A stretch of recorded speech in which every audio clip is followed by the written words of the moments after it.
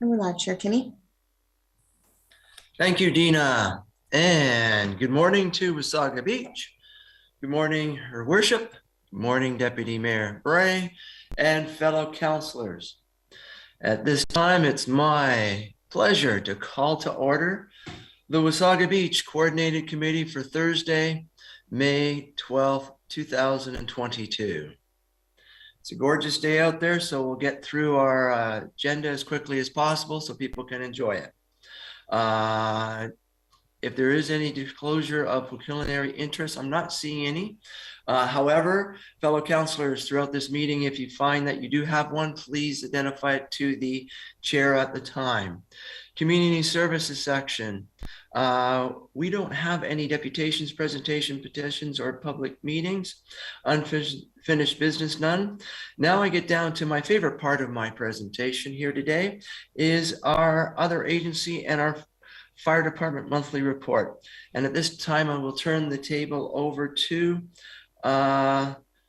Chief McWilliams. Please go ahead. Thank you, Chair Kinney, and good morning, Your Worship and members of Council. The month of April, a busy month for the Fire Department. We responded to 155 calls for service. On the spreadsheet, I noted 2 structure fires. Both of those occurred over the Easter weekend. The first on Smallman Drive was on April 16th, just after midnight. We responded to the report of a structure fire with 6 people in the home. The occupants woke up and one of the occupants woke up and smelled smoke and was able to get a dry chemical extinguisher and try and fight the fire, and was able to knock it down to a certain extent.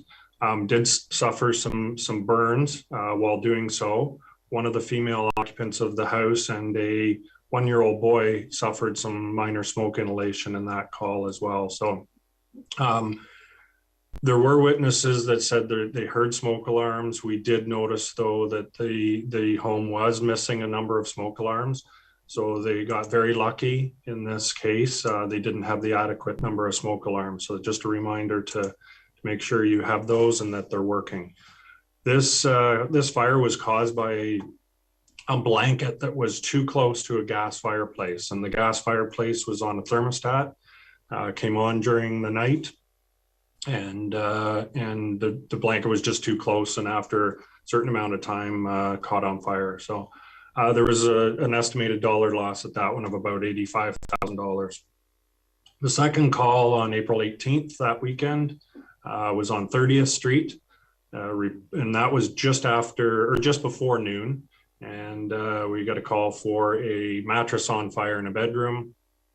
The occupant, again, was lucky. There was no smoke alarms in this. It was more like a cabin, a very small structure. Woke up due to the smoke. The occupant was able to escape. There was smoke inhalation again.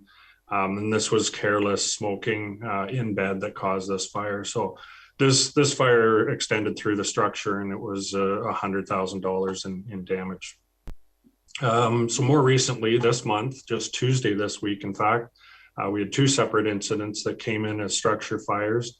The first on Fernbrook was a cooking mishap that just filled the home with smoke, prompting the elderly occupant to call 911. The house was checked and ventilated by fire crews, no damage to this home. And then just a few hours later on Tuesday, the second one that we had came in as a fire in an attic, which turned out just to be an error, system error with their fire alarm system. So it turned out to be nothing. And last night, crews were busy, seeing one call after another. We had a mix of calls, but one of them was a barbecue fire. And there was some damage to a deck and a door. Just a reminder to the public and everybody that barbecues, you need to keep them clean. And when you use them, pull them away from your home or any other combustible. So this one, they got lucky and were able to get it knocked down before it got into the structure. So it's been busy, and the week last week was Emergency Preparedness Week, and we were sending messages out all week to the community just to work on your emergency plan and have your emergency kit ready. So, and that concludes my report, Mr. Chair. Thank you, Chief. Is there any discussion amongst councillors on this report? Seeing none, I'd just like to say to the chief and to his fellow staff, awesome work last month. And it looks like, again, you are way above averages for the last 5 years for that month. So kudos to you guys, and please stay safe. At this time, I will read the resolution or the motion. Resolve that the Community Services section of Coordinated Committee receive the April 22 Fire Department report for information. May I have a mover and a seconder, please? Councillor Watson, Councillor Foster. All in favor? Thank you. That passes unanimously 7-0. At this time, I'm not seeing anything pulled from the consent agenda. I'll give councillors last stab before I read the motion. And even then we could probably stop something. Not seeing anything right now, I'll read the motion. Resolve that the Community Service Section of Coordinated Committee hereby receive the May 12, 2022 consent agenda, items 3.4 through 3.6, and that all the recommendations contained therein be adopted, excluding agenda items pulled from the motion and voted on separately. Not seeing anything pulled. May I have, oh, I'm sorry. Councillor Wells, go ahead, please. Just a comment before you take your vote. Excuse me, Councillor Kinney. Good to see the involvement of our special events. A number of areas this year for special events coming forward, and it's great to see that we're going to be back in the special events business over the summer. Thank you, Councillor Wells, and you're absolutely right. It was great to see. So at this time, I'm going to ask for a mover and a seconder, please. Deputy Mayor Bray, and I missed that one. Councillor Foster, thank you. Seeing no other discussion, all in favor? Thank you. Again, that's 7-0 and moved unanimously. Quickly going through, it's now my pleasure to turn the chair over to Councillor Watson and Public Works. Thank you. Thank you, Councillor Kinney. Welcome, everyone. We are now in the Public Works section of Coordinated Committee, and our first item of business is a presentation by Envision Tatham Inc. of Beach Area 1 Streetscaping Design, and we have David Wood and Alan Brownridge from Envision Tatham to give us this update and presentation.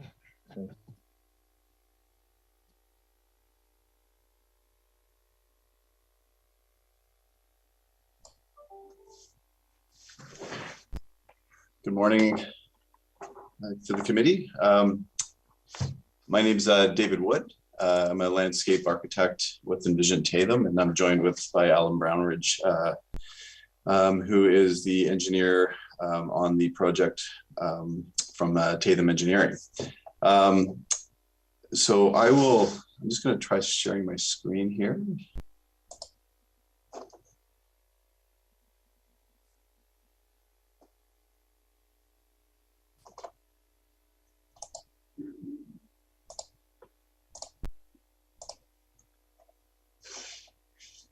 Can everybody see that fine?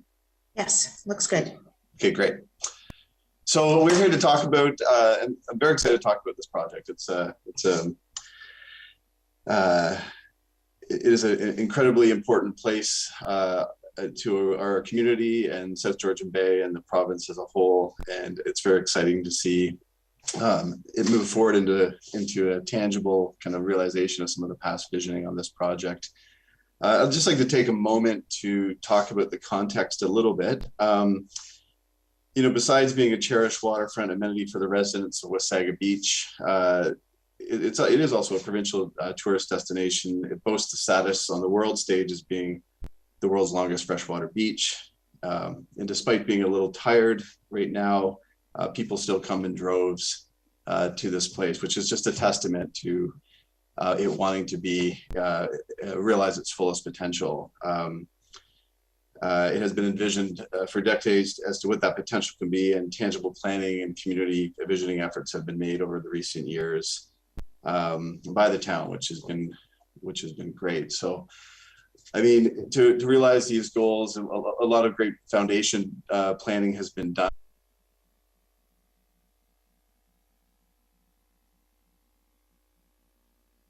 And the shared vision that this project will help realize. Our team has kept the principles of these past planning documents and our acknowledgement of the unique character of the space and the potential for the space as kind of in the foreground of all of our decision making through this project. We talked about its status, but just even being kind of wedged between Georgian Bay and the Nottawasaga River, the planning has kind of outlined kind of a dynamic mixed use medium density development model for this area, which will have ground floor retail and residents above. We want to make sure that the public realm component of this is inviting and welcoming to capture all the goals that were identified, like the 4-season activation, active lifestyle living, community hub, creating a real community hub here is critical to us. So in order to realize that, of course, this is a big and complex space that involves both a partnership between the public and private realms. The success of this area will be really a complete integration of public space and private development space. The town currently is exploring a partnership with a developer to tackle some of the vacant lands within the central area, bounded by Moseley 3rd. And that development will not only incorporate some of the existing private developments within that block, but also meet the current goals and objectives of the downtown master plan and conform to official plan and zoning bylaws. But part of that idea is this idea of the public and private spaces being permeable to each other. The fluid movement of people and access to businesses and the event spaces. And part of the planning has kind of identified a kind of a large festival square at the end of Main Street that would bridge Moseley and Beach Drive and provide a lot of opportunities. So just, it's a great kind of contemporary example that's local would be, Meridian Place in Barrie. It's kind of recently kind of gone through that same kind of transformation, and it's opened up a lot of opportunities for just community expression and events within their downtown core. And I think the Festival Square will have a similar result here. So obviously that provides a major interface to two of the streets within our project scope. And it's we're constantly trying to imagine what it could be and make sure that the road corridors on either side best allow for that to evolve. So overall, the streetscape objectives of this project, the scope of our assignment right now is to really look at the public spaces and the as defined by the public road allowances of Moseley Street, Spruce Street, 3rd Street, and Beach Drive. And we're trying to create basically a skeleton or a compatible framework and aesthetic to support both the existing and future private development. So, as we're talking about, this is an integrated approach, and again, having a private development partner at the table allows us to sort of work together to ensure that this is a cohesive space that has that fluidity and that permeability that we spoke about earlier. We obviously want to define an aesthetic that is unique to the character of Wasaga Beach. We want to enhance opportunities for the ground floor commercial and merchandise displays and patios to sort of activate the public realm and the outdoor spaces along these corridors. We want to prioritize access and mobility as a key pedestrian first principle type approach to the project. Active transportation is critical. I mean, this is that we all know how busy this area can get. So, providing, dedicated and meaningful active transportation and infrastructure for transit and for cycling to allow people to find alternate ways to get down to the beach area is essential in our scope. And obviously, capturing that community hub and that special place in the downtown. I mean, it's we've established a sense of place, dealing with that feeling of destination and gateway. And there's a lot of great events that already happen here. I think that through the reimagining of these spaces, we can create more opportunities for those kind of things to occur frequently. So, looking at the event opportunities and providing the appropriate infrastructure for those spaces within the design, so that we're not dealing with temporary wires across roadways and trip hazards and other things. That can we put electrical where you need it? Those kind of considerations are being kind of echoed through the design process, and just general community expression from Wasaga Beach to for their own residents, but also to invite tourists to come in and participate. We talked about roundabouts. So, I mean, through this project scope, we have a number of opportunities to create that sense. So coming across the bridge at Main Street, in order to help traffic flow between Spruce, Moseley, and Main, roundabout is proposed. So not only does it have a functional benefit, but it sits right at the end of Main Street and also at the kind of entrance to the Festival Square. It has the ability to be designed to provide that gateway feeling with decorative landscape treatments and hardscape materials. A great example of that in the images on the bottom of the sheet here, as Grand Bend has done a similar kind of a entry point with wayfinding and gateway features. At the ends of 3rd and Spruce Street, which are going to be the predominant public access corridors to Beach Drive, they sort of bookend the Beach Drive experience and allow us to provide a small cul-de-sac at the end of those streets that'll be incorporated into some of the design detailing of Beach Drive, which will allow for drop-off opportunities and that sort of sense of arrival, similar to what you're seeing at the Grand Bend example, and also provide emergency services access to the pedestrian only spaces along Beach Drive. So I just want to, just kind of getting into some of the peripheral streets here. The overall emphasis on the project at the moment is Beach Drive. It is the besides having Beach Drive and 3rd Street. So besides having a construction priority for 2022, these streets, I mean, this is the ultimate destination of the area. It's the kind of the ta-da, and so it's going to establish the tone, the aesthetic, and the materials for the remaining streets. So Moseley and Spruce Street have been advanced conceptually, and we've needed to do this to ensure that the intent of the EA cross section for Moseley Street has been maintained through the design as we get into the details and understand the private development a little bit better. And we also want to ensure that the construction of future phases of Moseley, Spruce, and Beach Drive also knit in seamlessly to the work that is being advanced and for Beach Drive and 3rd Streets. So just as a quick kind of touch base on the preferred EA cross section and streetscape concept that came through the EA. This is the cross section here. It is defined by Moseley Street is proposed as a single lane each direction with a center turning lane to help keep turning cars from impeding traffic. The private realm and through the zoning bylaws is promoting and encouraging kind of a medium density mixed use approach that are with buildings set very close to the property boundaries, or 0 lot frontage, with ground floor retail and residential opportunities above. So it really creates sort of that sense of street enclosure. In the EA, activation of the public realm was really important. So we've provided zones for patios and outdoor retail beside the buildings. We've created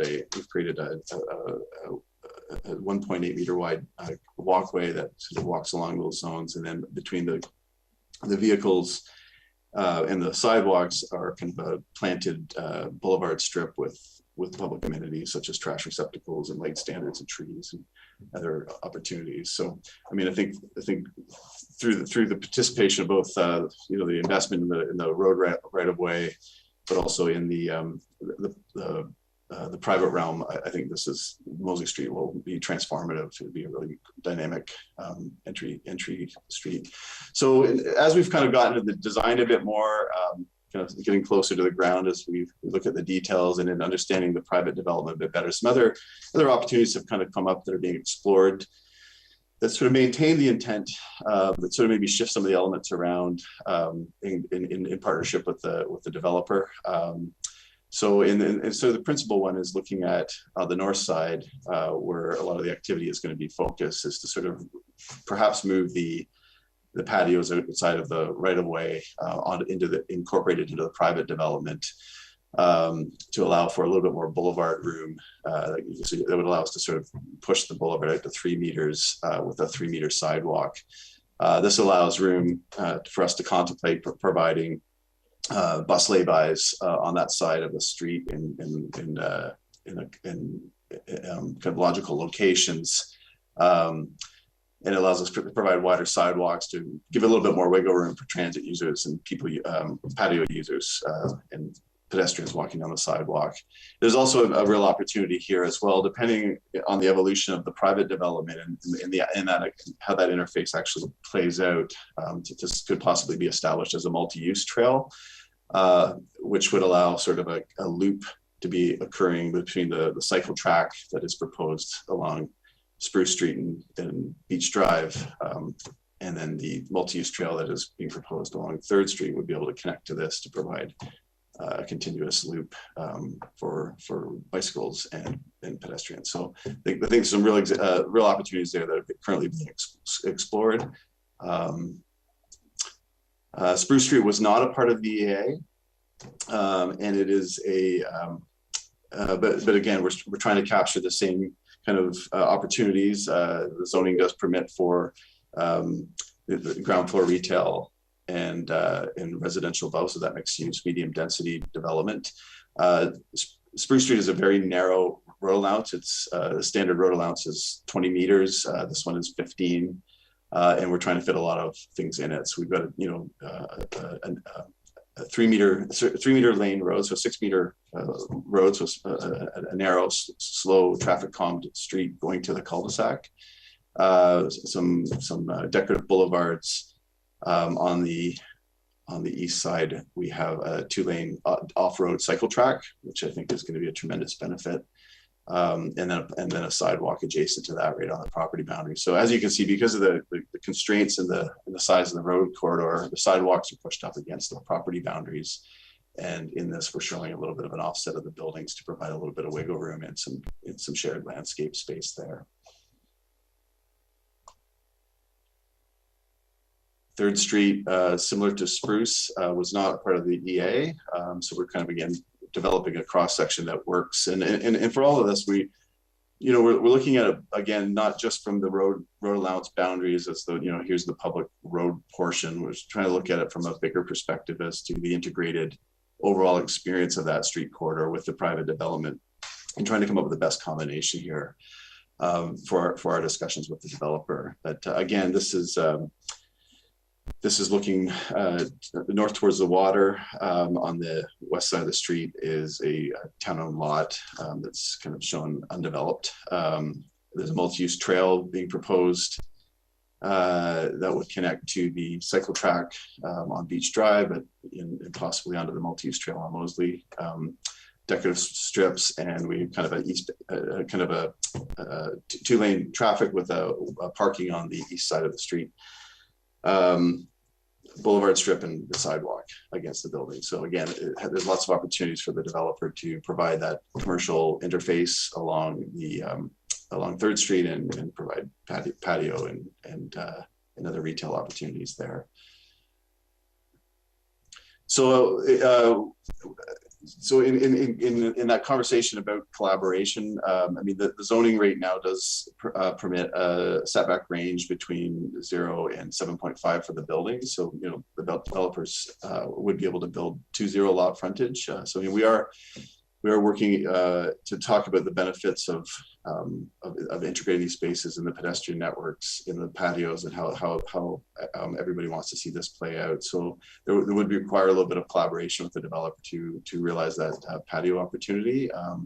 But I think overall it's a mutually beneficial streetscape profile that seems to be advancing favorably. So Beach Drive. So this is obviously, now that we've kind of worked our way down through the roundabout, Mosley Street and up Spruce and 3rd Streets, we are at the destination. This was covered in the EAA, and below is a cross section that was identified as the preferred. It's within a 20-meter road allowance. There's a building side patio and retail on private property.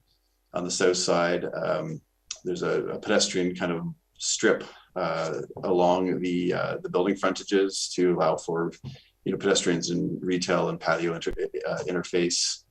There's an event space beside that that will, for the most part, be open most of the time. So it's, in essence, there's a 9-meter pedestrian mall, so it's quite open, quite large space that can accommodate a lot of people going back and forth.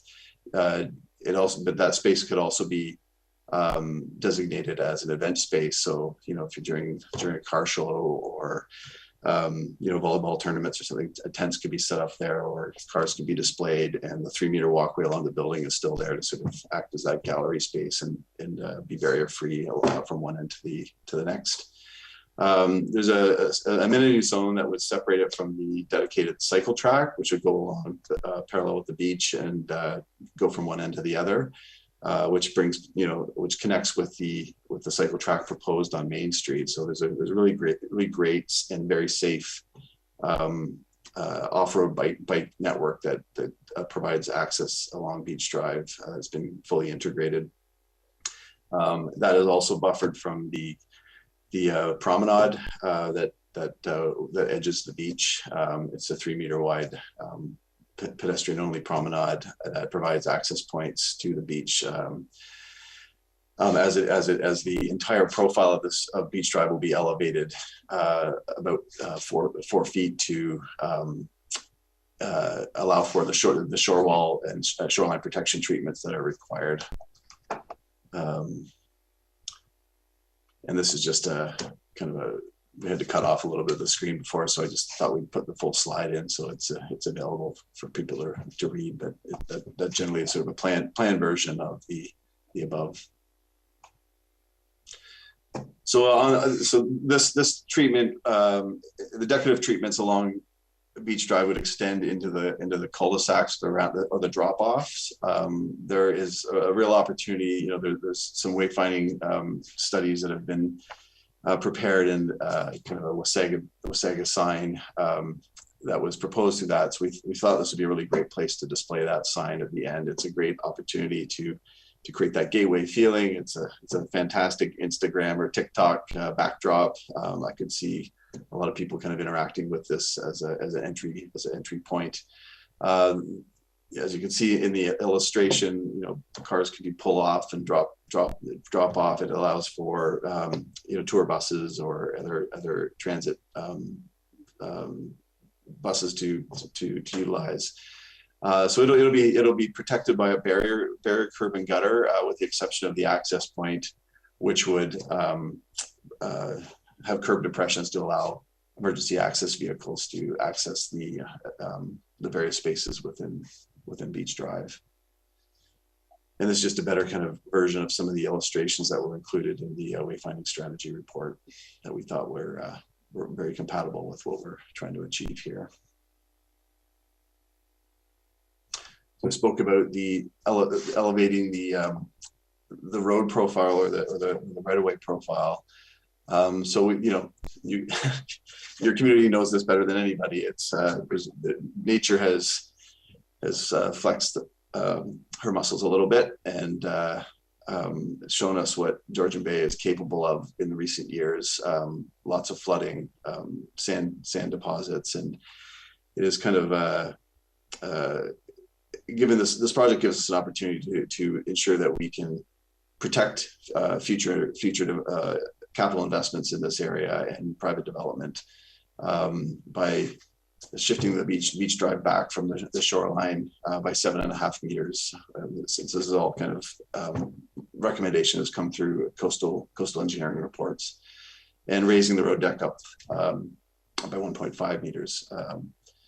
Construction of the shoreline and constructing a shoreline protection wall, which will buffer from waves and other features. So I personally see this as an opportunity. I think the elevation of the beach drive corridor really kind of creates an interesting dynamic between the beach users and the more urban spaces above. This is a treatment you see in a lot of coastal promenades. It provides that feeling of elevations, and separation. So there's those on the beach feel like they're in their own space, those above, but there's still the ability to see each other, and that prospect and refuge is always a beneficial relationship in public spaces. It elevates everybody a little bit better for better lookouts, and so we've got a lot of opportunities to use this feature to really enhance the views of Georgian Bay and create kind of very dedicated points of appreciating the extended views with a slightly higher elevation. And then also, this becomes a backdrop. The shore wall becomes a backdrop to the beach users, which is, I can't understate how important that is. I mean, there's a real opportunity to do something quite unique here and provide an enhanced aesthetic for every photograph that will be taken out with Sega Beach. This will be in the background, and it'd be a really definitive feature and very transformative. So, this is just a kind of an elevated view of what that might look like. You can see that, along the promenade, there's these extensions at kind of very important points along the way that provide some lookouts. There'd be stairs on one side of the lookout and an AODA compliant ramp system that would take you down to the beach level. So, right now, users appreciate the ability to just kind of walk on the beach wherever they want. The frequency of these have been kind of designed to ensure that those access points are clear and visible, but also aren't too far away to create that annoyance. So standing at the midpoint of anyone, I think you're about 50 meters to be able to access the beach point from the furthest distance. So it's not too bad. So as I said, it will be the backdrop. It was essential to establish the character. It needs to balance coastal, structural, geotechnical, engineering requirements while still being attractive, which is proving it's probably been the biggest challenge of this feature. Because it's trying to do a lot of things. And so right now the design options are being explored to find out the right balance between those technical and aesthetic and financial considerations. So what's being looked at is, these gravity block walls, cast in place concrete retaining walls, and we're also looking at a sheet pile wall with precast concrete panels and coping. And the precast kind of provides a unique opportunity in the sense that you can cast in artwork and other kind of community expressions to really, as I said, create that backdrop for those beach users. So we're in the process of defining which is the kind of the best balance of all those competing factors. As I talked about, we have these various access points, which are generally aligned with the proposed development's internal blocks. So in understanding how the development is manifesting itself, we try to make sure that we're kind of lining things up generally with how we see the pedestrians moving through the private development spaces. And I mean, a lot of those corridors kind of align with the existing streets that kind of currently go through the sites. So we've kind of key destination entry points at the ends of the drop-off areas. And so sorry, I have a 45 meter average between them. So it's a little bit less than I had stated earlier. So at each one we have stairs and ramps to levels, and like I said, I don't think the distance between any of these would be too annoying for a user trying to find access to the beach. So along Beach Drive, at each one of these access points, we've pulled back a lot of the kind of vertical elements and created this sort of 20-meter open corridor from the retail side of the Beach Drive experience. And what that does is it obviously it'll help open and frame views of Georgian Bay. Like, you know, we still want to provide shade and trees within Beach Drive, and I think that's a really important consideration for a number of levels, microclimate and just user comfort. But we also don't want the trees to block. I mean, there's no question standing along Beach Drive that Georgian Bay is the star of the show, and we certainly don't want to obstruct views to Georgian Bay. So what we want to do is create these, you know, to help accent where the openings are to the beach. We want to create these very open spaces that capture those long views, are visible, you know, for a user as they're even standing on the street looking down. It'll be obvious where you need to go to access those beach points. And also, we also need to make sure that those points are also safe crossing points for the cycle track.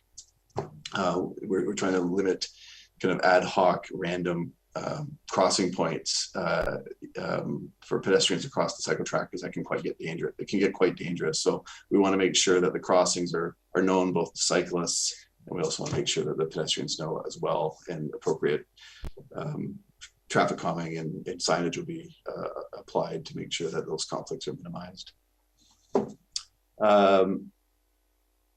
So this also has an added benefit. This extra gap also has an added benefit to provide some additional accommodation for emergency access. So the A on the main events plaza, when empty and when just pedestrian space, will be probably a primary emergency services corridor. However, when the car show's on and it's full of cars and tents and stages and other things, the cycle track has been designated as a secondary emergency access corridor. So it can also be accessed from those cul-de-sacs and the cul-de-sacs and the drop-off points at 3rd and Spruce Street. But at the same time, we don't want to trap the emergency vehicles on that narrow pathway. So at each one of these beach access points, there's enough space in that 20 meters to also, you know, provide a crossover for a ambulance or a fire truck to kind of access the event space, or vice versa. So we want to make sure that all functions seamlessly during those worst case scenarios. And this is just an illustration of that, kind of the opening of that view and the framing of that view by the trees. So I mean, these spaces will be very obvious to users who are trying to find access to the beach. And as you can see, we'll also be able to manage the pedestrian and bicycle crossovers a little bit better in these locations. The other nice thing about the frequency of these access points and these openings is it also it takes a very long and expansive experience of Beach Drive and helps us segregate it into smaller pockets, and we're calling them, for the sake of lacking of a better term, an activity room.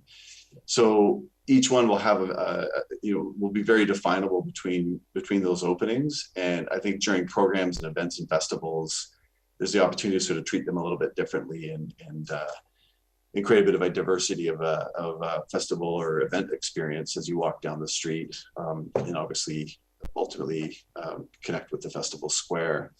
I think there's a really effective way of, you can have multiple different stages set up in various areas with different kinds of music, and one block could be food trucks, and it's kind of limited to your imagination, I guess, as to how those rooms can be utilized. But on a day-to-day experience too, there's also this cognitive, breaking up of one experience from one end to the other into kind of smaller pockets, which is creates a little bit more pedestrian comfort. And so in between those openings, we have these amenity areas that are a little bit more clustered, low plantings, so that the kind of eye level view of Georgian Bay is maintained. And we have some canopy and trees for shade, and then some bench features along the events plaza, kind of illustrated here. And again, because we have this planting and these benches and the tree plantings, it's not quite as easy for a pedestrian to just kind of randomly, without looking across the cycle path. These planters will direct everybody to the ends towards those openings for those bike crossings. And then the other, just from a design kind of experience perspective, and it does kind of create this feeling of, as you're walking from one end to the other, it'll have this feeling of expansion and contraction. So you'll kind of go past the amenity pockets and it'll be shaded and there'll be trees, and then you'll hit the openings and you'll get this feeling of expansion. So it just adds a little bit more diversity to the user experience as well as you're walking down the street, and help define those pockets. And I think most importantly, as you hit those expansion points, you can see where you're supposed to go when you're trying to get to the beach. And then as far as, I think, now that we've broken everything into little sections, we also need to knit it all together into one big space so it all feels cohesive and comprehensive. So we're kind of looking for a kind of a bold theming element to do that. And our team was very inspired just by, especially with the interaction with the beach and its provincial park status. Nature really is the star here. Georgian Bay, the wave, the long horizontal horizons, and the escarpment, the linearity of the waves coming in, the rippling of the sand, all being formed by wind and water. I think those are really kind of key and essential, kind of fundamental elements that shape the experience of Beach Drive. And we wanted to sort of capture that somehow as a way of knitting everything together. So we wanted to incorporate those shapes to unite the streetscapes. So we've kind of chosen this kind of similar rippling pattern in the unit pavers in the main event space, which would kind of draw the eye down the length of the Beach Drive past all these rooms, and really kind of unify the project. And it's also the street, as it's described by the EA cross sections. I mean, we are doing a lot also in this corridor, and there's a lot of linear kind of bike paths and promenades, planters. So the organic nature of those ripples also help kind of take the hard edges off and provide something a little bit more kind of fun and whimsical to contrast those linear streetscape forms. And they can be done just with standard unit pavers.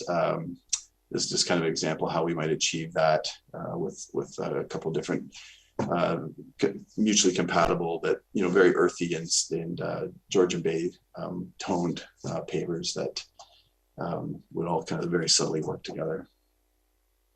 That's just an example of how that might kind of draw your eye down the entire Beach Drive experience, and kind of knit together some of those hard lines that are kind of fundamental in some of the infrastructure we're building here.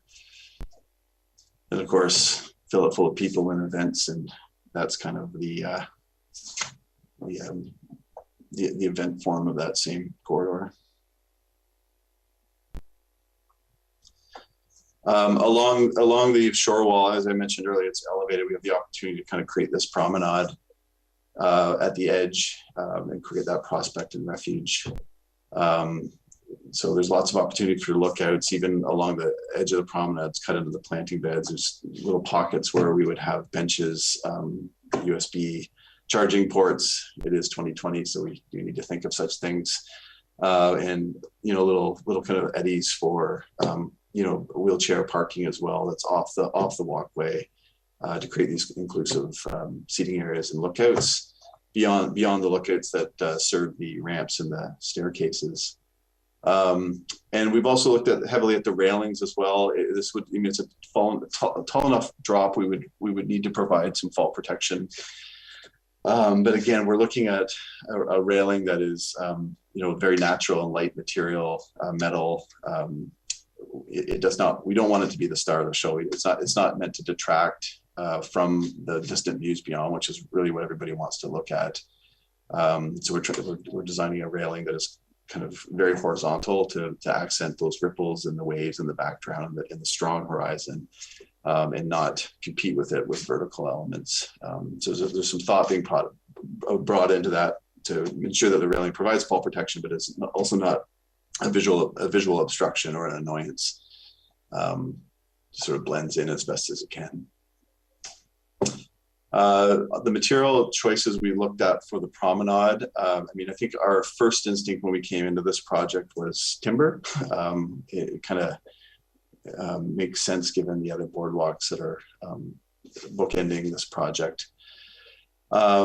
We've also, but obviously timber has some challenges from a longevity and cost perspective.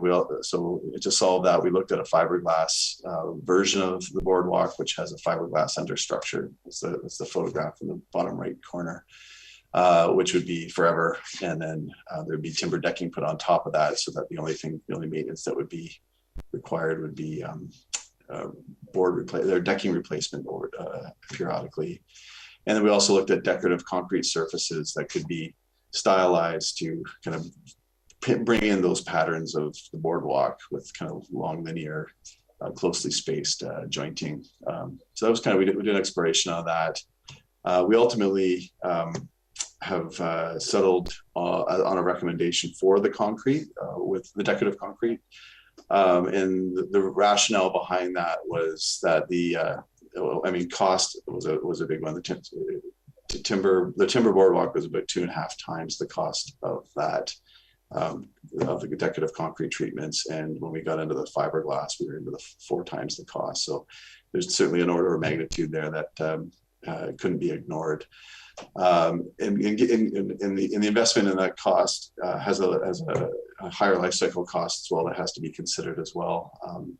It lasts longer than concrete, or it lasts less long than concrete, and will require ongoing maintenance to keep it looking fresh and good. It looks tired quickly if you're not maintaining it, and so an aesthetic consideration. It'll look fantastic on day one, but 5 years from now it'll start graying up and becoming stained. So I mean, I think that's something that we have to keep in our mind, as much as it would be nice to have the wood material. The other thing we struggle with too is we're dealing with an environment in the Beach Drive that has concrete. We've got unit pavers. We've got an asphalt cycle track. We're starting to get into a lot of materials, and the introduction of timber was challenging because it just added another visual layer of another material that would kind of process. So we started becoming very visually busy. So what's nice about the decorative concrete is sort of ties back in to some of the other materials to sort of help kind of unify some of those aesthetic decision makings. And also there's a stormwater component to this that we've been sort of working with our engineers on as well. There does need to be so the minor stormwater flows from Beach Drive will go through storm drains and some LID features in the project.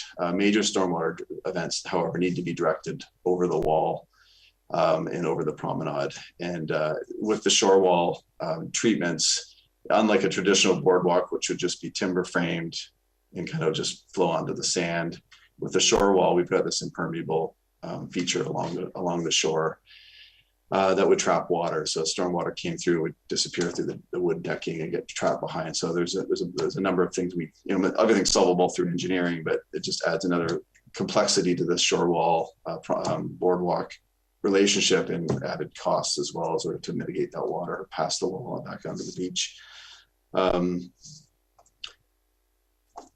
So I think this is a really unique way. It could be dealt with a little bit of coloration, and the approach really is to provide kind of saw cuts at a kind of a random spacing between 4 inches and 16 inches to kind of mimic kind of a random set of boards, something you would have saw on chip decking in the past.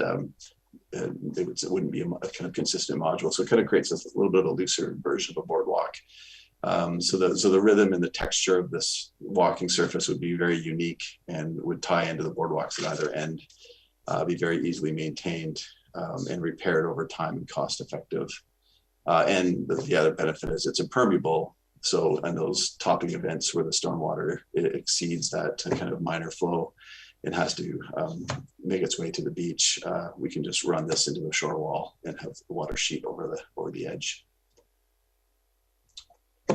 The cycle track would be the next layer moving towards the buildings. So it's dedicated and off-road, which is great. It connects with the cycle tracks on Spruce and Main Streets. So there'll be a continuous rider experience all the way up Main. And then coming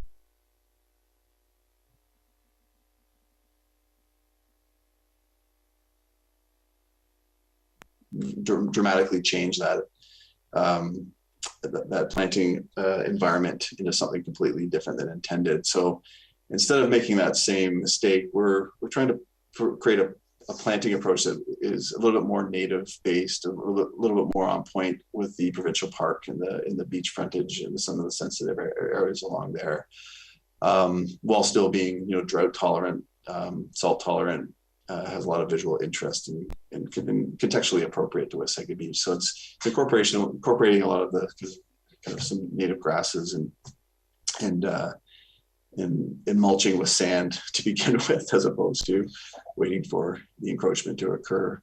And we're going to keep our trees are going to be kind of narrow and columnar with high branching to make sure that the views are maintained and ensure that we don't have conflicts with cyclists. We want them clean. We don't want litter and fruit. And knowing that people aren't going to behave themselves and they are going to cut through the planting beds here and there, we also want them to be tolerant of foot traffic as those violations occur. So we don't want the plants to fail because of someone stepping on them. So again, we're kind of looking at an aesthetic a little bit more like this. Lots of grass textures and perennials, and high branching trees that maintain the view. So the understory will be well planted. The middle story will be open, both to keep the views, but also for crime prevention. We don't want to create hiding spaces. We want to make sure that wherever you are on Beach Drive and your surrounding streets, that you'll be able to see all around you, and then shade above your eye line, coming from a canopy above your eye line. As a part of that, we also want to ensure that the trees that are planted survive and last to ultimately grow to a maturity that benefits, that provides the benefits that we plant trees for in the first place. I mean, there's a long tradition of planting urban trees and watching them die for 7 years only to replace them again.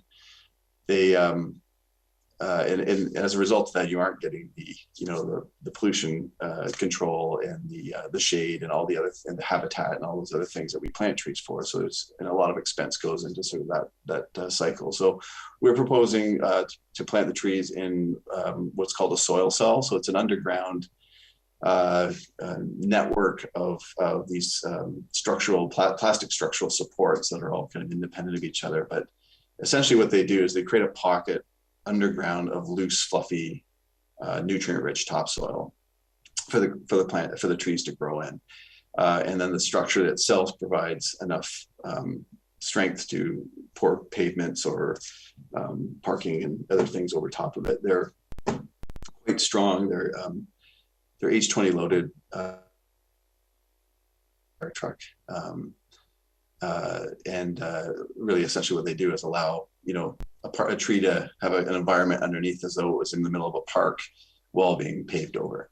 The other advantage to making this investment in this kind of green infrastructure is not only is it healthy for the tree to give it enough soil volume to actually grow to the height and the size that we're hoping they will over time, but it also allows us to capture some of the stormwater from the project as an LID, which is a low impact development technique to feed that dirty water into the root systems and have the tree uptake that water to help irrigate, but also to help cleanse some of the impurities before it ends up into the waterways. So that this is all being incorporated as a component of the project. And then obviously the benefits of all this is that we will one day have large trees that will provide that canopy cover that would be nice to have on a hot summer day in Wasaga Beach. Site furnishing. So, I mean, going back to this idea of these pockets. So we're kind of showing a representative section along the bottom of this slide that shows, you know, between the two beach access points, or these kind of these rooms, we'll call them again. So there'd be lighting, double-sided lighting along that amenity corridor between the bike track and the event space. And of course, we would be kind of picking something that's kind of marine styled, that would cast light both on the cycle track and the promenade, as well as the event space in the building side zones. It would be dark sky compliant, and we would kind of keep the light temperature down to kind of a warm yellow, so there wouldn't be that bright, glaring, jarring light. It would kind of be in the 3000 K kind of light range. They would be supplied with GFI outlets to help provide some connection points along the street for events that require for kind of low power usage. And I just kind of wanted to kind of touch base on the idea of flower baskets and banners. We kind of toyed around with that a little bit and decided that we didn't feel that was appropriate for this environment. They're not necessarily overly compatible with windy environments, so I think they'd be problematic in that context. Banners tend to get shredded in high winds, and flower baskets tend to move around quite a bit. I don't really believe that they're necessarily overly compatible with the overall aesthetic of this project. Every time I visit the site to kind of contemplate these things, my eye and everything about the experience is all about the distant views and the environment, the larger environment I'm in. And I feel like providing elements that are intended to distract you from that are kind of working against our instinct to sort of celebrate the larger vistas. So things like flower baskets for me are something you do in a kind of a standard downtown that really has no other character besides the kind of the micro expressions that you're putting, like the flower baskets and the other details that you discover at a pedestrian level. But I think here you are not focusing on those details. You're being drawn outward. So, you know, that accompanied with some of the operational challenges I think they would impose, we decided that they would not be a recommended feature on this project. Site furnishings, you know, seating is critical in an accessible and age-friendly environment. So we've got in each one of these nodes, we're providing these pockets I described earlier to allow benches to be placed in there, allow some vacant room in there to park strollers and wheelchairs beside the benches. I think that these would be very popular spaces with stunning views of the beach in Georgian Bay. On the other side of that kind of central corridor, we would also incorporate into the planters some wall-mounted benches that kind of face the event space to provide some kind of shaded refuge for shoppers and event goers during the thing. So there'd be a number of those kind of planted there as well, with views towards the buildings. At each one of those sitting areas, we would propose providing kind of modern amenities, such as USB charging stations that also would have GFI outlets, lockable GFI outlets for use during events and other things, but provide sort of a needed amenity nowadays. When your phone runs out, you're always looking for a place to plug it in. So these are great amenities to provide. Waste receptacles would also be readily available. We are, you know, so talking about waste and bottle recycling would probably be advisable. We're accommodating 32 receptacles along Beach Drive, which match what is currently being provided. So, you know, it's always a challenge to figure out how many. I think that sometimes we take the cues from the existing condition, because I suspect the number that are out there have evolved over time to reflect what the needs are. So we're going to work with the town a little bit on refining what that number actually is. But at the moment, we've accommodated 32. And so that would kind of be 6 waste receptacles per kind of section or room along Beach Drive. Bike racks would be provided at the kind of midpoints of the cycle track with a little bit of room to pull off and do your things. This would also be a great spot for a bike repair station as well. And so it kind of allows cyclists to leave the track and interact with the other spaces without having that happen at those crossing points. So it's a midway point. At each one of the beach access points, we would propose to provide a foot wash station at the top of the ramp in the stairs, just so that, you know, once you've kind of left the beach environment, you have a place to wash off and make sure you can kind of not track all that sand through the rest of the project site. And so just as an example of those materials, you know, this is kind of the cycle track, the concrete and the unit paver pallets that we're looking at for both the amenity areas and the event space, all put together. So that's kind of like a nice neutral palette that really kind of echoes a lot of the tones that are currently existing there. So again, the idea of having Beach Drive sort of really kind of suit and be compatible with the natural environment as opposed to try to compete with it. And then a family of furnishings that, again, all are designed to provide that sort of contemporary kind of marine environment aesthetic, while still not, you know, being of a material that would be challenging aesthetically, and compete with the intended focus on the natural environment and the long views. And this is just an aerial view, just to kind of when you put all that together, you know, this is what would it look like from just a bird's eye view of the space during a regular day at Wasaga. And if you want to throw a festival or an event, these zones here allow you to add stages and tents and other things that would support kind of as a secondary event spaces to the festival square that the private development will ultimately accommodate. And I just wanted to just to clarify, all of the renderings that we've shown in this presentation of the buildings are illustrative, I guess. The private development isn't at a point where they have an architectural style that we can demonstrate. So we've kind of just put in generic buildings to make sure that we can provide that feeling of built edge to the street. But so I just wanted to be clear on that these are not the proposed development buildings either. These are just used for our illustrations to demonstrate street edge.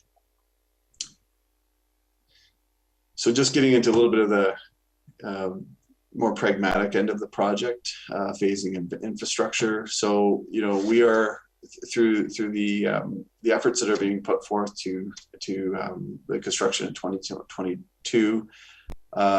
We are building the third street component and the first block. So from 3rd Street to the current 1st Street of Beach Drive. So beyond that will be the existing condition, and we have to merge from one to the other, particularly since we are elevating this particular block. So in order to do that, we would be creating we've just had terminating a lot of the new features at 1st Street just before. We would build the shore wall with the ramp going down to the beach, and then sort of leave that sort of entry point look at it in that condition in the short term, and create temporary asphalt ramps that would go down to 1st Street, which would be closed. So allow for, you know, accessible access to this kind of upper platform along Beach Drive and then down to the existing condition. And there'd be an asphalt slope that would be tapered down to match the current roadbed in the short terms. And the other route to get down to the lower level would be the ramp, which could either go out directly onto sand, or we could also leave some of the roadbed exposed in that area to provide an accessible route on that side as well. So the overland, this also allows us to kind of utilize half of the existing 1st Street corridor for these transitions that I just spoke of, but it also leaves the other half open for the overland flow routes that currently exist. So water does come down First Street towards Beach Drive, and we obviously don't want to do something that's going to block all that water flow. So there would still be overland flow possible on the untouched half of the First Street corridor. And then we've got the ramp as we talked about. So we're providing service connections for all the proposed development. We'd be eliminating, and this is kind of comprehensively throughout the project, not just phase one, but so the infrastructure component of this project, the stuff you can't see, would be the service connections to the development. We'd be eliminating the sanitary sewer on Beach Drive, including pump station 10. We would correct overland flow deficiencies, so any flow challenges that are there right now would be solved through this project. Replacing stormwater outlets to the Nottawasaga River at 2nd Street and Spruce Street. And then as a result of that, we would be also replacing boat launch, replace the boat launch at 2nd Street.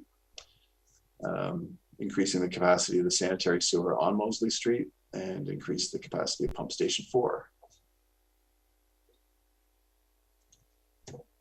And so, replacement of that of storm sewer outlet at 2nd Street will impact the existing boat launch, which will require some modifications. So there's an opportunity here to kind of rebuild this and improve it and solve any of the problems that are currently existing.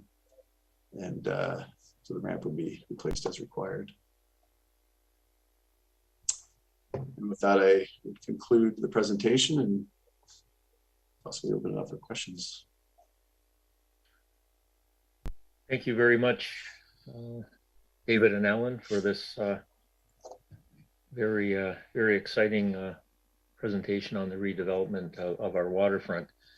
What I will do is I'll read the motion now and get a mover and seconder, and we'll open it up for questions and discussion. So that the Public Works section of Coordinated Committee received the presentation from Mr. Wood and Mr. Brownridge of Envision Tatham Inc. pertaining to Beach Area 1 streetscaping design for information. May I have a mover, please?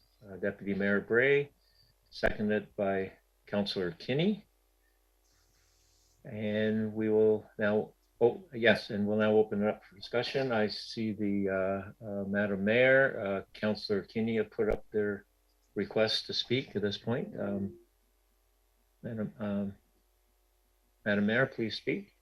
Hey, thank you very much. Good morning. Thank you so much for that presentation, David. That was excellent.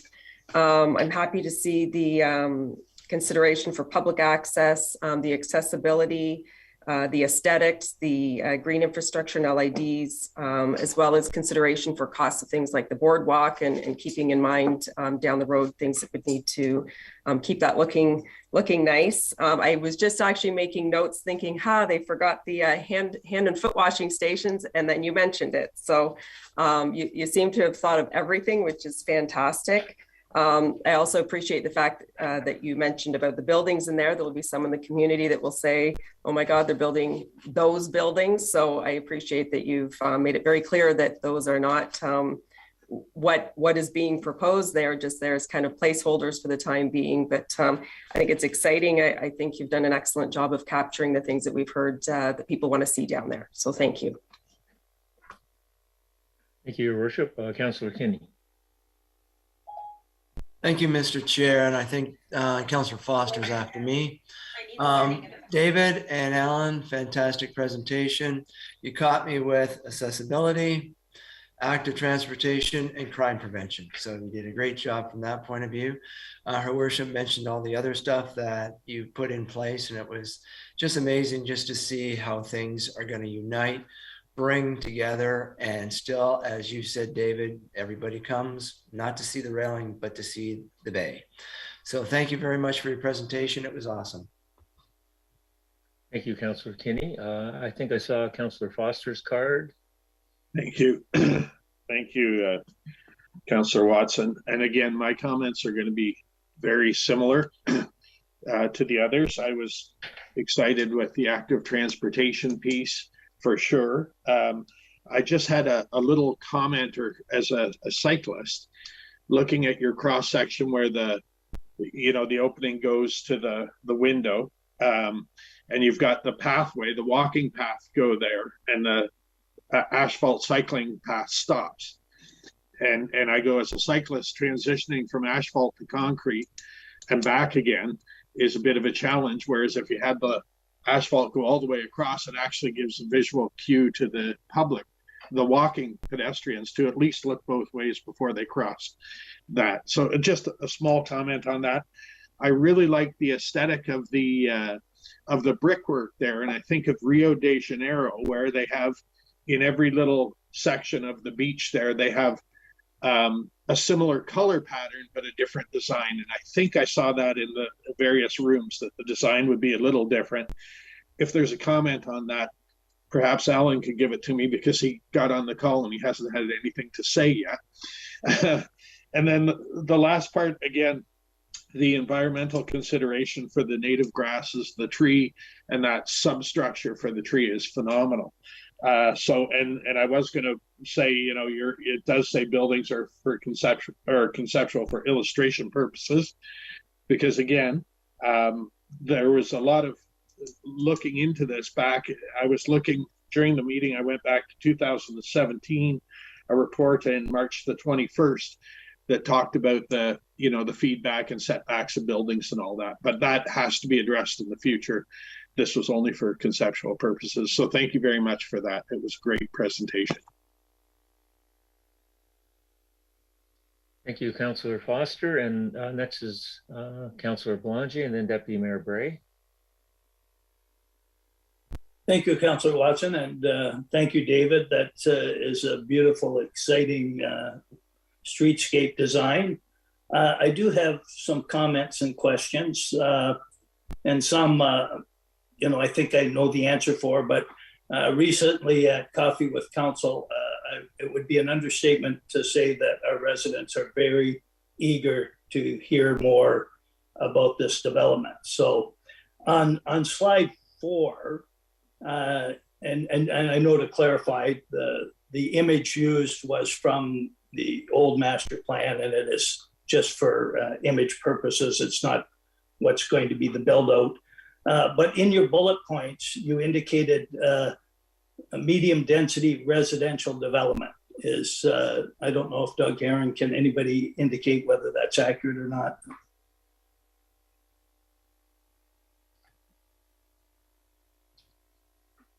Is Doug there? Well, we can come back to that if Doug gets on the call. No, he's there now. Oh. Good morning. So the development itself, the zoning and the official plan, which were built upon the Downtown Development Master Plan, which the graphic in this slide is derived from, allows for 6-story high buildings. And the permitted uses in those buildings could range from full-on short-term rental, like a hotel, or it could be a mixture of the type of uses over at the Village at Blue, where it's owned but put into a rental pool, or it could be full-on residential as well.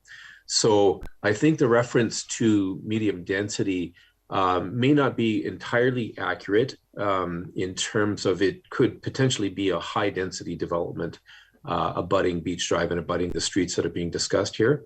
But likely it will be a mix of types of uses in those buildings. Thank you for the clarification. On slide 6, we show Festival Square extending to Beach Drive. Now we know, I think everyone here knows, is that ultimately what we would like. But currently there are private lands that intersect between Beach Drive and what is Festival Square. And to my understanding, to date, those lands have not been secured. So we're hopeful. I believe that Festival Square would extend to the water, but that is still to be determined. That's just so the public is aware of that. In slide 27, it shows the treatments for the beach wall that would extend the 3.5 meters to the upper observation decks. a lot of, I can't say a lot, but in some beach communities, they've used a curved wall that facilitates throwing the sand back onto the beach a little better than just a vertical wall. Was that ever a consideration in the design? It may have added a lot of expense, I don't know, but I know at one point in time they had talked about it, and I think they referred to it as a wave wall. Through you, Your Worship, that is absolutely a part of the design. It hasn't been reflected in that particular rendering, but the wall would come up and there'd be a coping piece on the top of the wall that would have a deflector kind of radius on it to whatever extent our coastal engineers would require. Okay, thank you for that clarification. Yeah. On slide 57, you showed the lighting and the charging stations, and that's fantastic. I recently visited Destin, Florida, and they had a very similar style post, but it also incorporated a sound system within those light, the UBS stands, and that facilitated in non-event periods of time where you could play low-level music. But I think more importantly, on a busy beachfront, it also facilitated announcements, you know, whether it be a lost child. And if we're wiring to the point of charging stations and everything else, I was wondering if a sound system was a consideration and if it was possible. Yes, everything's possible. It has been discussed. I mean, we're at a very early stage right now. I mean, I think the presentation is to kind of get feedback on the principle of where we're going right now. I mean, part of our job right at this stage, it's kind of once we kind of get the green light to continue on the path we're on, is what we're meeting with events people at the town and really having the discussions about that infrastructure. So if that's a desire of the town and that direction is given to us, we would absolutely be able to incorporate that. I mean, I think all those things need to be the right fit for how this space is intended to be used by your community, and if that's something that would benefit and have a purpose, then absolutely we'd be able to incorporate that. Okay, thank you very much. And just getting down to the last couple of comments, but certainly this is very impressive and comes at significant cost. I don't know if anyone can speak to the estimated cost of the project, and because of the extended time frame of the project through the 5 phases, I'm assuming the estimate would be at today's costs, or is it forecasted through the 5 phases? I'm not sure of that, but I don't know if anyone could speak to that. And clearly I understand that the development charges derived from the private development will help pay for a lot of this, but I didn't know definitively whether any portion of this would also be contributed to by the developer. So I don't know if anyone can speak to that. I can, through you, Mr. Chair, to Councillor Belanger. Certainly, the infrastructure costs are significant. The first phase alone is, I believe, upwards of $6.7 million. When you factor in all of the infrastructure from Beach Drive, 3rd Street, Spruce Street, Molesley Street, the chlorine contact chamber relocation, as well as the sewer upgrades, as well as the pump station upgrades, there's infrastructure needs in the amount of about $34 million. So it is quite significant. And we've been working with Treasury certainly for many months on a financial plan to sustain that infrastructure. Infrastructure upgrades, certainly there's development charge components, and that's clearly noted in the development charges study right now. And also the purchase price is going to help offset those as well. So that's, there's a number of different tools that we're going to use to help offset those infrastructure costs, but it is significant for sure. Thank you for the clarification. My final comment is that I'm very pleased that this information is coming forward prior to a completed purchase or sale agreement. And I'm very hopeful that the private development detail will also be provided to the public ahead of the I signed purchase or sale agreement. Thank you. Thank you, Councillor Belanger. Deputy Mayor Bray.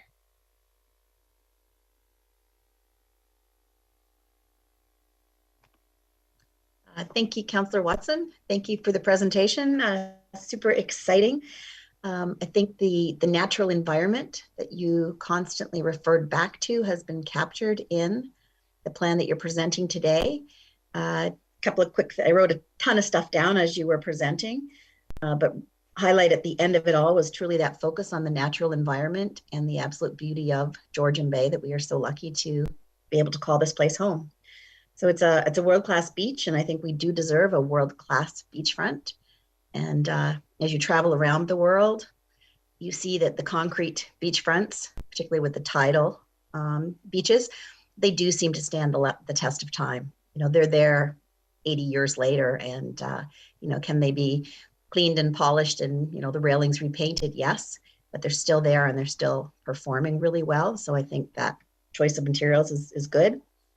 The planting, having been to Grand Bend, I think a lot of their plantings were dune beds, and you know, there was interpretive plaques in there, so it was really used as not only good plant vegetation, but an educational opportunity for all those around to learn the importance of protecting our Great Lakes. So some super exciting things. The dark sky compliant lighting. So I think there's so many little things built into this plan that the average person might not realize how much thought has gone into it. But as a member of the Healthy Community Network, I know we've worked with Public Works to promote a dark sky community. And this is, again, just so many little things. The foot wash stations, I think it's age friendly, it's a healthy community with the active transportation. But the only kind of comment that I just wanted to mention for the sake of anyone who's ever been to a municipal conference is there's always a presenter there that has waste receptacles with a lovely little face top, and then this huge vault underground. And we've always had waste issues at the beach, and I'm wondering if that's something that could be considered for the beachfront, because it makes that trash receptacle hold 10 times what it looks like it will hold, and this might be a good space for it. So just something to think about if as you plan forwards. Thank you very much. Thank you, Deputy Mayor Bray.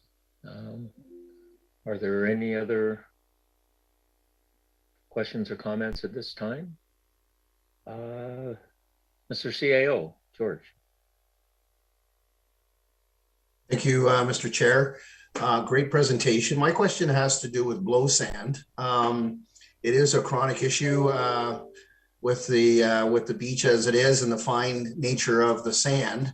I think you mentioned something in terms of features that have been designed to address blow sand or maybe minimize the blow sand that may come up onto the paved or hard surfaces. Could you just elaborate a little further in terms of how blow sand will be managed?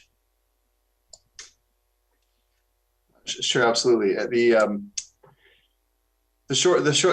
elevation of the road. I mean, right now I'm sure that problem is quite challenging in the sense because the road and the sand are kind of at the same level, and I suspect there's quite a bit. So I think just the elevation of the road and the nature of the shore wall will help deal with some of that low level blow sand that you're experiencing. But ultimately, the whole environment, when the wind kicks up and that sand gets elevated, it moves. And I think talking with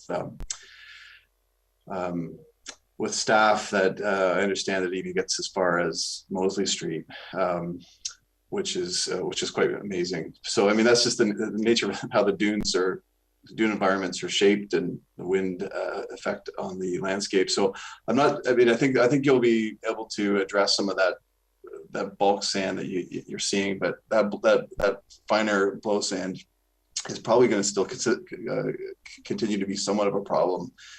But I think it's about making sure that the spaces that we're providing you are easily cleaned and swept when you need to do the maintenance of that sand. And I think one of the bigger areas that, as I mentioned in the presentation, that consistently seems to be overtaken by the sand of the planting bed. So, not trying to do, spirea and kind of traditional kind of urban planting with mulch or cedar mulch, only to have it taken over with sand. We're going to start there and design something that is a bit more maintenance friendly, because it's intended to be a part of that environment, that dune environment, as opposed to overlaying an aesthetic and maintenance practices that aren't practical. Thank you. Thank you very much. Any further questions or comments at this point? Seeing none, I'll just make my own comment here.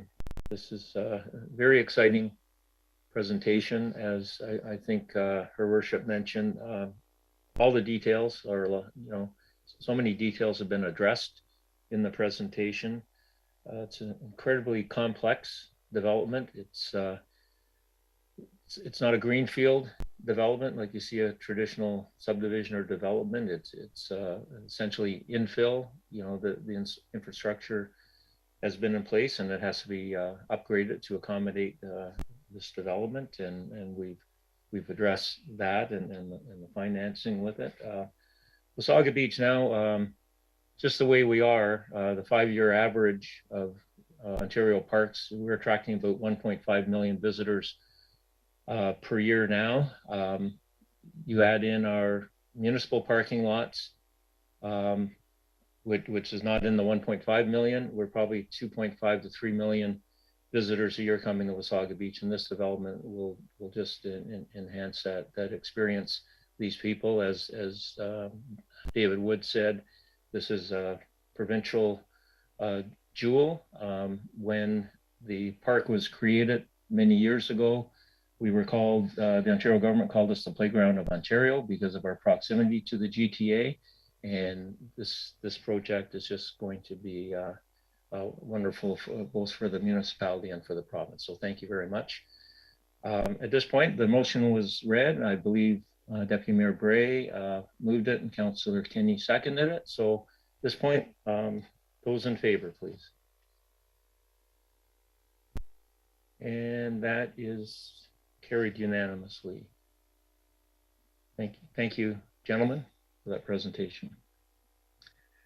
We'll move on now. There's no unfinished business. There are no agency reports.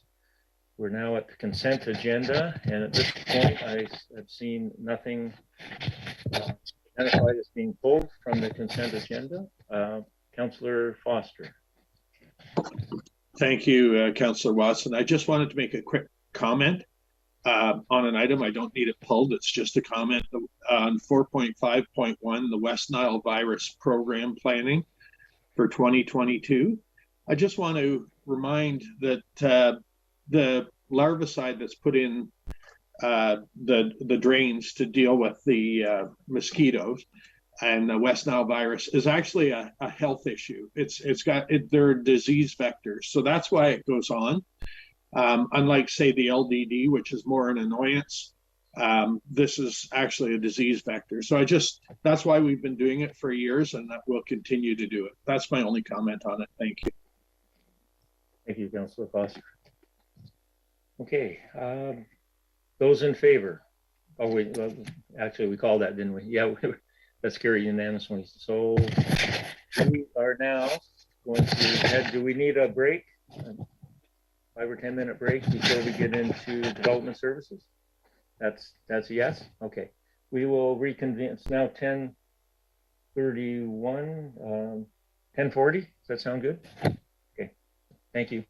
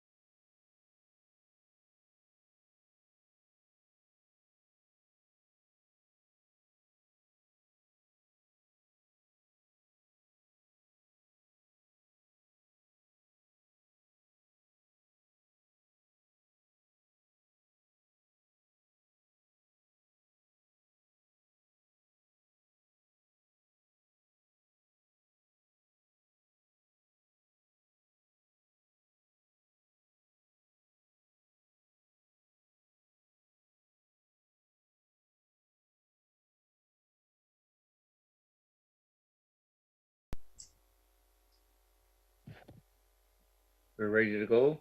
Ready to go. Okay, we're just going to take a step back and read the motion on the consent agenda from Public Works. Resolved that the Public Works section of Coordinated Committee hereby receives the May 12, 2022 consent agenda items 4.4 through to 4.6, and that all the recommendations contained therein be adopted, excluding agenda items pulled from the motion and voted on separately. May I have a mover? Councillor Wells, and the seconder, please. Deputy Mayor Bray. Okay. Those in favor? That is carried unanimously. Thank you very much. And we will now move on to Development Services section of Coordinated Committee. Thank you. All right, thank you very much. As George mentioned, we're into the Development Services section. We have no deputations, presentations, and public meetings. Under unfinished business, I was chatting with the planner yesterday, and as our new zoning bylaw and OP amendments come in, several of those items should be dealt with sooner than later, so we'll look forward to seeing that. Under the consent agenda, I'll note that items 5.5.4 and 5.6.2 have been pulled, and I'm going to make a quick comment on that was 5.5.2 has been pulled. 5.5.2 and 5.6.2. I'm going to make a quick comment on 5.5.4. It doesn't require it being pulled. I'll deal with that first, and then I'll call the consent agenda item. This is the building development reports for really for March and April, but on our agenda we have a new City View report, and it doesn't kind of have the month-over-month progress because it's a new report. So I've asked through Doug, I asked Danny if he'd come in, because again, I think the numbers, it used to be really easy to compare what was happening before to what was happening now, but I think Danny should come on and perhaps just comment, because the reality is we're even busier this year, and that will actually cycle into my comments later on 5.6.2. But if I may, Danny, would you mind just giving us a quick verbal update to where you are? Absolutely, Chair Foster, and thank you. Yeah, unfortunately, we're not able to pull in our historic data into City View to give you that sort of month-over-month reporting. We will, as we move forward through the years within City View, be able to do that. But unfortunately, with our historic data, we kind of got to pull our old reports and then give you both. So I do acknowledge that it's a bit cumbersome and apologize for that. But yeah, we are outpacing last year, cautiously optimistic that if things continue the way they are, that we will outpace last year's residential development. So we're up 31 permits overall from this point last year. In terms of the creation of dwelling units, we are up 57 dwelling units, and that's with 131 dwelling units currently in the queue. So the pace this year is much busier than it was last year. And what I'd also like to highlight is just the level of cooperation and collaboration we're seeing from our developers and our builders. These are challenging times for everybody with, the supply chain issues. And now there are the strikes that are happening among carpenters and drywallers. So it's put us in a situation where we're really triaging our permits as they come in based on, a really high level of communication with our builders and developers right now. Getting an understanding of who has trades available to them, understanding their closing dates, and then issuing permits based on the immediate demand and the immediate need of 5 or 6 different builders. So the cooperation we're receiving back from them as we work through that process is just phenomenal. So it's a really crazy year, and throw in the strikes and the supply chain stuff, and it's taking a real collaborative effort to put these kind of numbers out there. Okay, well, thank you for that. I thought it was important to for council and the public just to be aware that in spite of pandemics and strikes and supply chain issues, that we continue to be shooting the lights out here, and good work on our staff. And like I said, at 5.6.2, I'm going to bring that back for a little further comment. Thank you, Danny. Thank you. Oh, I don't mute myself. He mutes himself, and I just continue on. All right, I'm gonna do the consent agenda items, knowing that 5.5.2 and 5.6.2 have been pulled. So, resolve that Development Services section of the Coordinated Committee hereby receives the May 12th, 2022 consent agenda items 5.4 through to 5.6. And that all recommendations contained therein be adopted, excluding agenda items pulled from the motion and voted on separately. Deputy Mayor, did I see your card up for, no? Oh, okay. Is that for, oh, go ahead. It could be either. I'm certainly willing to move the motion, but I did have a comment that didn't require the item to be pulled. Okay, do that, and then I'll take you moving the motion after that, please. Okay, so it would be item 5.5.3, the building code update regarding changes to the permit requirement for storage sheds.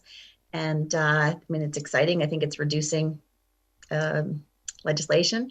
However, there are other things that do apply to building sheds, like zoning and lot coverage. So I was just reaching out to maybe encourage our communications department to work with our building department to educate the public, because sometimes the news says, hey, you don't need a building permit anymore for a shed.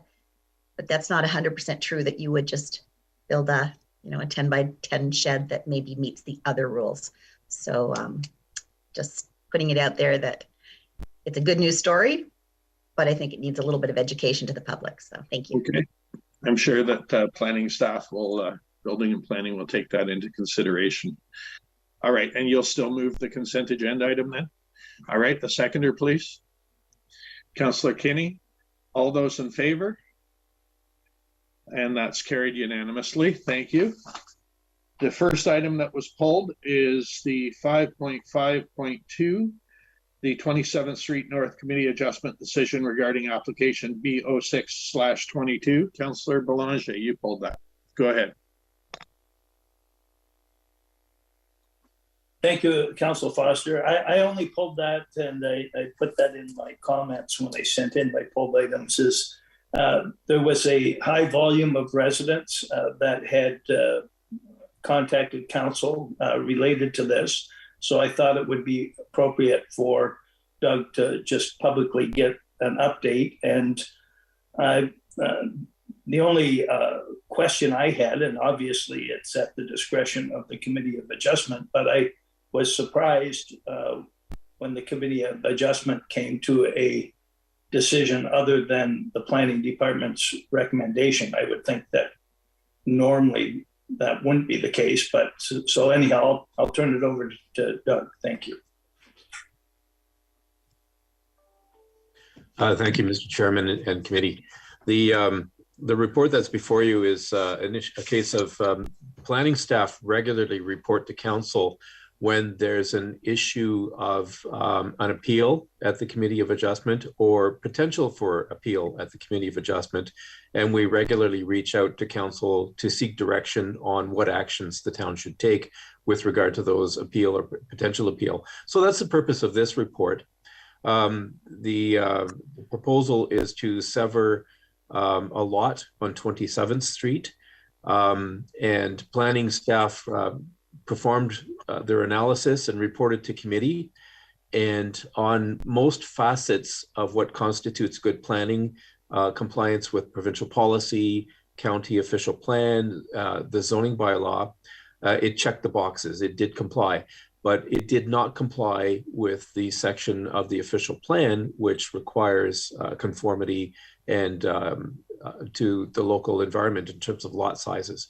So the planning report identified that and recommended refusal because it was not deemed to be good planning because it does not comply with the official plan.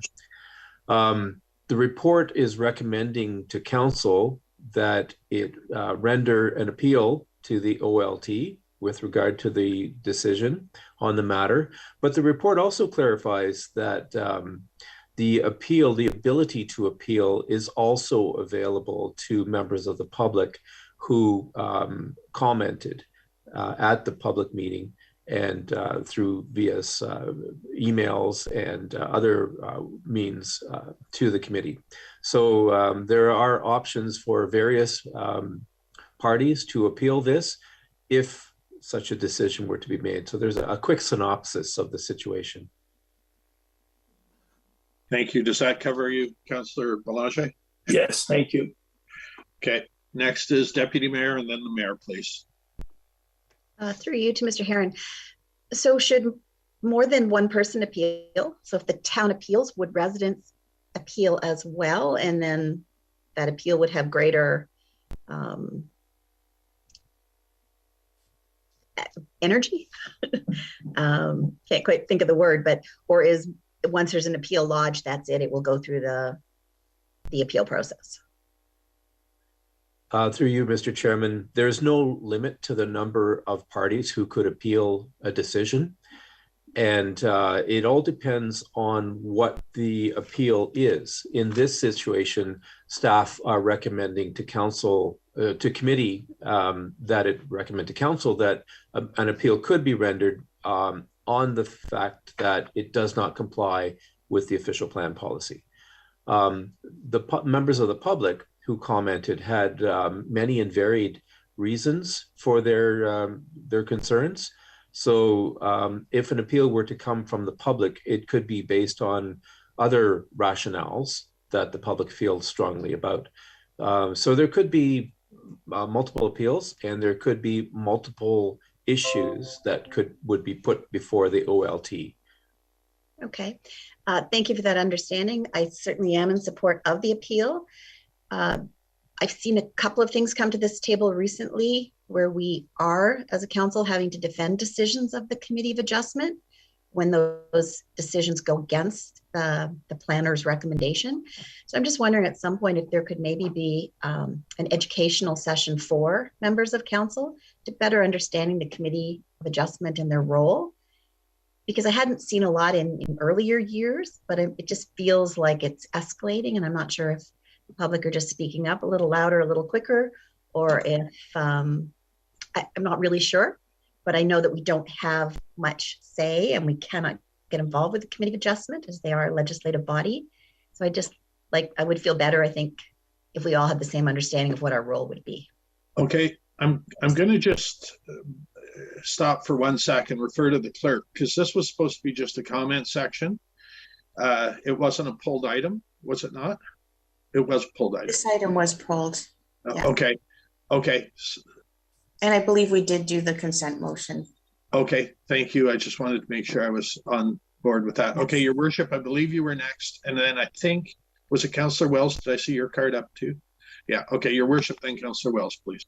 Okay, thank you. Yeah, I just wanted to touch on, we did receive a lot of feedback from neighbors in the area. I can say I've been on council for 16 years and I really could count on less than one hand the amount of times that council has been involved in Committee of Adjustment matters.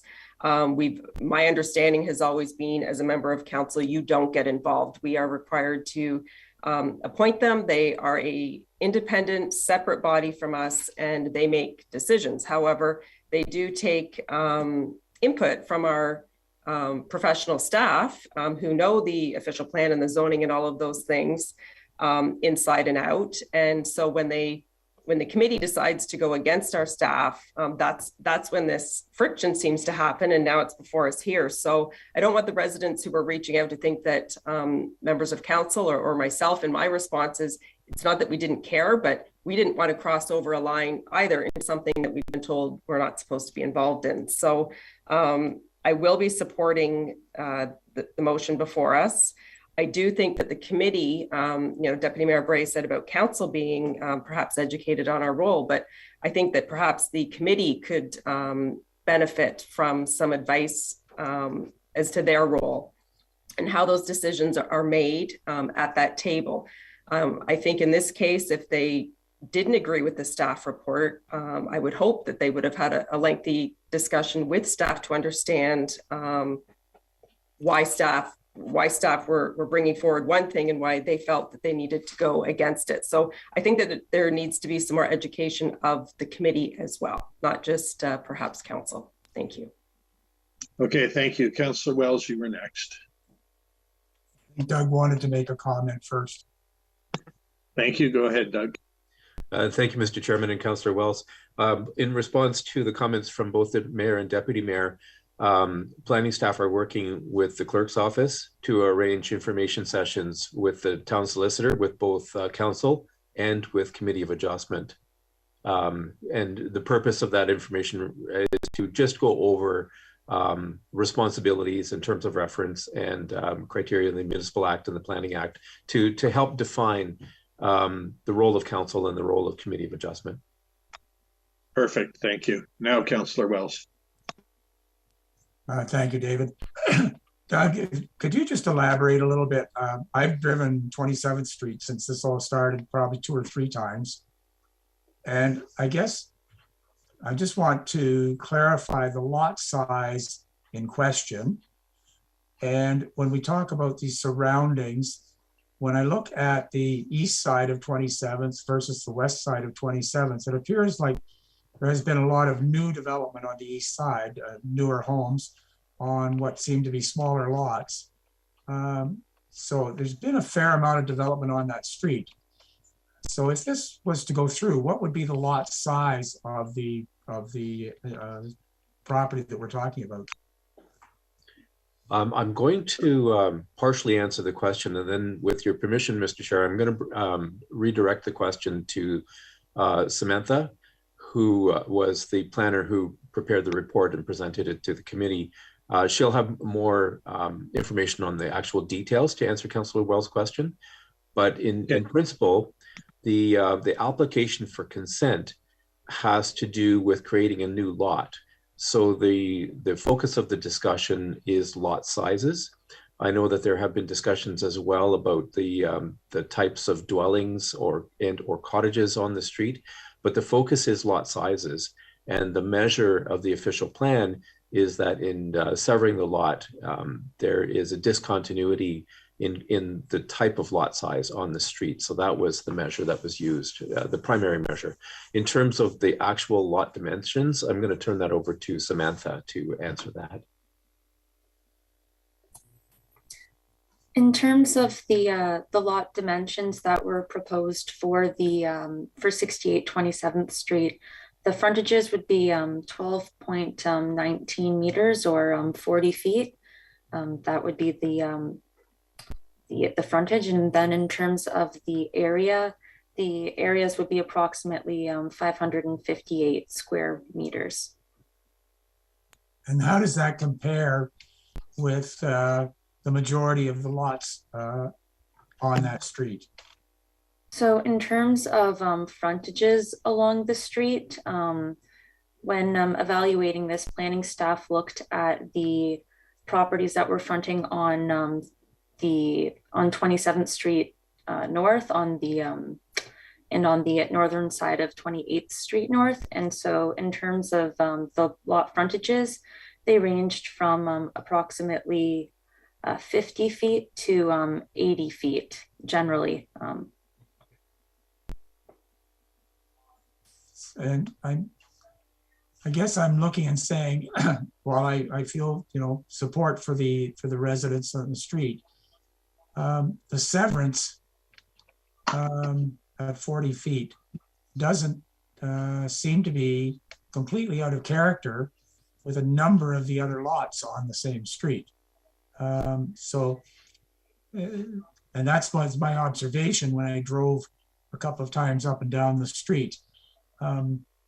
I actually stopped in front of 60, whatever the number is, 68th, and was looking at it. And I think the owner or tenant came rushing out to wonder what I was doing and why I was there. And I explained to him, and he was fine with that. But I think it goes back to our need, and I know we're moving forward with it, and hopefully I'll still be able to be a part of that process. it speaks again to our need for the updated zoning bylaws and the updated official plans to better reflect the type of housing and the type of infill and the type of density that is more common today than it was 15 years ago when the previous plans were drawn up and the town was essentially a vacation beachfront community. So I'll support the appeal so that we get basically a third opinion. And but again, I think it didn't appear to me to be totally inconsistent with what was already on the street. Thank you for that. Is there anyone else who wants to comment at this moment? Councillor Watson, go ahead, please. Thank you, Councillor Foster. A question to Mr. Heron, I guess. What advantage is it with council or the town appealing this? It's a right of any citizen to appeal a decision of a committee of adjustment, and we've had a lot of correspondence back, people that are opposed to it. So is there any advantage of the town going forward when the residents themselves can do this? Thank you, Councillor Watson, and through you, Mr. Chairman. The real matter before a committee is a matter of defending and supporting its own official plan policies. So that would be the simple rationale for council to determine whether it wants to appeal committee's decision or not. The rationale for appeal by the members of the public, and certainly there are many who had comments, could differ from the rationale that council could choose, but really it comes down to defending its own official plan and council deciding on the merit of the strength of that particular policy in this situation. Go ahead, George. Thank you. Just a follow-up. Am I correct in saying that our current provisions in the municipality, if you're on sewer and water, allows for 40-foot frontage lots and 5,000 square feet of area across the board in Wasaga Beach at this point? Yes, you are. And that's applicable to the zoning bylaw. And my understanding is that the Committee of Adjustment made their decision based on the strength of compliance to the zoning bylaw. It met the minimum frontage requirements. It met the minimum lot area requirements. The discussion coming from planning staff is more related to the official plan policies. So in planning staff, in doing their assessment of does the proposal constitute good planning, we look at all of the planning criteria. The planning report concluded that it did meet the provincial policy criteria. It did meet the county official plan criteria, did not meet that one particular policy in the town official plan, and did meet the zoning criteria for lot area, lot size. So the measure of the planning department came from non-compliance to the official plan. Thank you for that. So what trumps, does the official plan trump the zoning bylaw, I guess, in this? And I'm asking this because I sat on Committee of Adjustment for 3 years, 2003 to 6, and very familiar with the committee. And yes, the mayor's comments and that it's an autonomous body, and we received training and education on it as a committee member back then, and we were told under no circumstances can council intervene in the Committee of Adjustment or put any pressure on members to make any decisions any certain way. So I'm just looking, and part of it was at the time they're saying, well, if this is allowed, because there's been a lot of severances over the years for 40-foot frontages, 5,000 square foot areas, is that you're sort of blowing in the wind or wasting taxpayers' money by not approving severances under that criteria. So I guess I'm saying, do we have a good case to be moving forward with this based on the fact that our zoning bylaw says one thing? Who's going to win on this? I think that's why it goes to the OLT. Yes. For ruling on it. And as Doug pointed out, there are areas where there's complete compliance, and there's one area that it's different. So I think once that tribunal makes a decision, that puts us in a, that sets a new baseline. And again, as the official plan and zoning bylaw are amended, we can stop using 2002 criteria. And again, this, you're right, George, there's been discussion for many places across the town over the years. But in the view of planning staff at this point, they feel it's worth moving ahead. So I would support it. Doug, did you want to actually answer George? I just kind of filled in there, but sorry. I think there's merit in clarifying a couple of points that Councillor Watson raised, and the mayor raised it as well, about council interaction with the committee. And on this one, council has not interacted with the committee. The committee made their decision. The process, they acted independently right up until the time where committee made their decision. And that at that point, the committee's role comes to an end. And since there's, and that's why staff from that point on report to council asking for direction, because it's a council direction on whether or not an appeal is made or whether or not staff attend at the OLT to defend an appeal that's been made. So that's why at this point in time, it's now being directed to the council as a decision body on what should we do in terms of the committee's decision. In terms of Councillor Watson's comment about the zoning bylaw, the official plan is as strong, if not stronger, a legislative document guiding the growth of the town than the zoning bylaw is, where the official plan is somewhat of a motherhood statement with some greater strengths than motherhood. The zoning bylaw gets into technical specifics to bring the official plan into play. And in this case, while the proposed lot fabric does comply with the zoning bylaw, it doesn't comply with creating a smaller lot on a street where the official plan says, really you should have regard for the character of the street. And the measure in this case is the lot size in terms of character. Okay, thank you. Excuse me, Councillor Welsh, you had something to add? Excuse me, yes. Well, I guess I indicated I would support the motion, but I'm supporting it on the basis that as we are moving forward with a new official plan policies, this decision as it's being rendered by the OLT or LPAT, whatever, will actually give some indication as to what we can or cannot support in a new official plan. If the tribunal does not support the severance, then we know that clausing in our official plan is valid. If they overrule it, then we know that going forward with the official plan, we need to look very carefully at that clausing, because it's not sustainable under review. Okay, thank you. Councillor Watson, one more comment? Thank you, Councillor Foster. Yeah, because I have a feeling going forward with our official plan and zoning, we're probably going to be looking at smaller lots. The province is looking for intensification.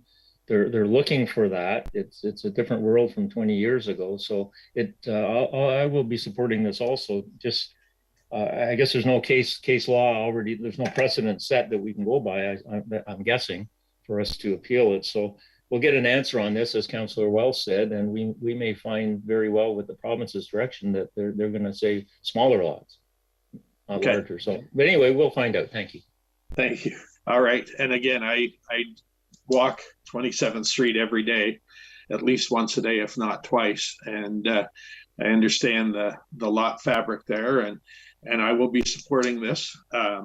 Again, merely to me, it's like setting a baseline and gives us something to build on. So having David, I think Doug wanted to say something. Oh, okay. Go ahead, Doug. So very, very quickly. planning staff have a duty to report responsibly on the existing official plan. And that's what we've done. We've reported on the existing policies of the official plan. Having said that, we are all very aware that there's a housing crisis and that the province is creating criteria where more units, more lots, they're allowing second units as of right in single detached. They're allowing garden suites in rear yards as of right. And as we update our official plan and our zoning bylaws, we will be required to incorporate that into our new official plan and zoning bylaw. So the world is changing. So just for clarity, we're just reporting on what's in the official plan today, but it is an old official plan. Okay, thank you. On that, I will now I'll read it and ask for a mover and seconder. That planning staff recommend that development service section of coordinated committee receive the staff report regarding the application for consent B0622 for information, and that planning staff recommend that development service section of coordinated committee recommend to council that the town appeal the decision made by the Committee of Adjustment on April 19th, 2022 regarding consent application B0622. Looking for a mover and seconder. Deputy Mayor Bray, Councillor Kinney, all those in favor, please. And that's carried unanimously. Thank you very much. That was a good discussion. And that moves us on to item 5.6.2, I believe, which was the More Homes for Everybody, Bill 109. Councillor Belanger, you want to kick this off, please? Thank you, Chair Foster. Yes, I just wanted a little clarity, and we've spoken about this at council before, and it kind of ties in nicely with part of the last discussion. But within the bill, although it doesn't give a date, it indicates that the province may be looking at a mandate or a criteria for integrated, affordable, attainable housing throughout every development. That a developer would potentially have a requirement to build, 10 or 15% of the units to a attainable standard. I think sometimes we get a little confused when we talk about the responsibility of the county versus the responsibility of the municipality. When we talk attainable and affordable housing, that is not just the responsibility of the county. And in fact, it is my clear understanding that many municipalities have adopted a suite of services and incentives that encourages and helps streamline the process for developers to integrate attainable, affordable housing within their developments now, even before the legislation has created any kind of mandate. I get concerned when we have many residents within our community that are of an age where they want single level elevator access accommodation or or housing, and they're still in 2,000 square foot bungalows, often a widow. And we as a community, although I know some of it's on the books, we have just been very slow to be able to bring that build form to market. And also, we know that the highest percentage of our employment is the service of population. And when we know we're one of the fastest growing communities in Ontario, which means we need people to fill these jobs, because the jobs that service population are going to increase exponentially. But today in our community, housing is not attainable for the people that need to fill those jobs. And we're not the only one, but we are lagging behind what some municipalities are doing to try to bring these forms of development and housing options to market. So I just wanted some clarity, because in your comments, Doug, it certainly talked to some of these things, but the province fell short of saying when this is going to happen. Secondary to that, I just wanted to understand, is everything currently in the hopper becomes grandfathered if the province now says there is a mandate, or is there at some point in the process that developments that are in process but maybe not started to build would be relooked at, and that there would be an encouragement to have more of attainable housing or more density or whatever it is. And then just my final comment on your report, and you talked to it, is the extension of planned subdivision. I believe there needs to be a firm date when we say that public input is required again, because like some of these extensions have gone on for a significant period of time, and the area where the development is occurring all around it could have changed substantially from the original public input. So I just don't want it open-ended. Like, I mean, I'm certainly okay with a reasonable extension, and that understand that we can streamline by foregoing public input, but I think there needs to be a period of time where that's still a requirement. Thank you. Thank you for that. Mr. Heron, would you like to reply to any or all of that? Thank you, Mr. Chairman. With regard to the province's timing and whether or not, developments that are underway get grandfathered in terms of exclusionary or inclusionary housing, really that's guided by the province through their regulations. And so transition policies in terms of how and when the legislation comes into effect is guided by the province. And I simply don't have an answer yet because I haven't seen those regulations at this time. With regard to the comment about getting the public comments again when draft plans are extended, one of the main tenets of the official plan is making sure that the public has a voice in planning decisions. So the comment is actually well placed. At this point in time, before, under the current act, a draft plan of subdivision can be extended, and there is an application to do so, and there is no requirement for further public input because it's already been had, but it wouldn't be out of place to require it. And then the first item that Councillor Belanger raised in terms of the larger picture and the town playing a little bit of catch up in terms of capturing different types of housing, there is some truth to that, but we are well placed for it.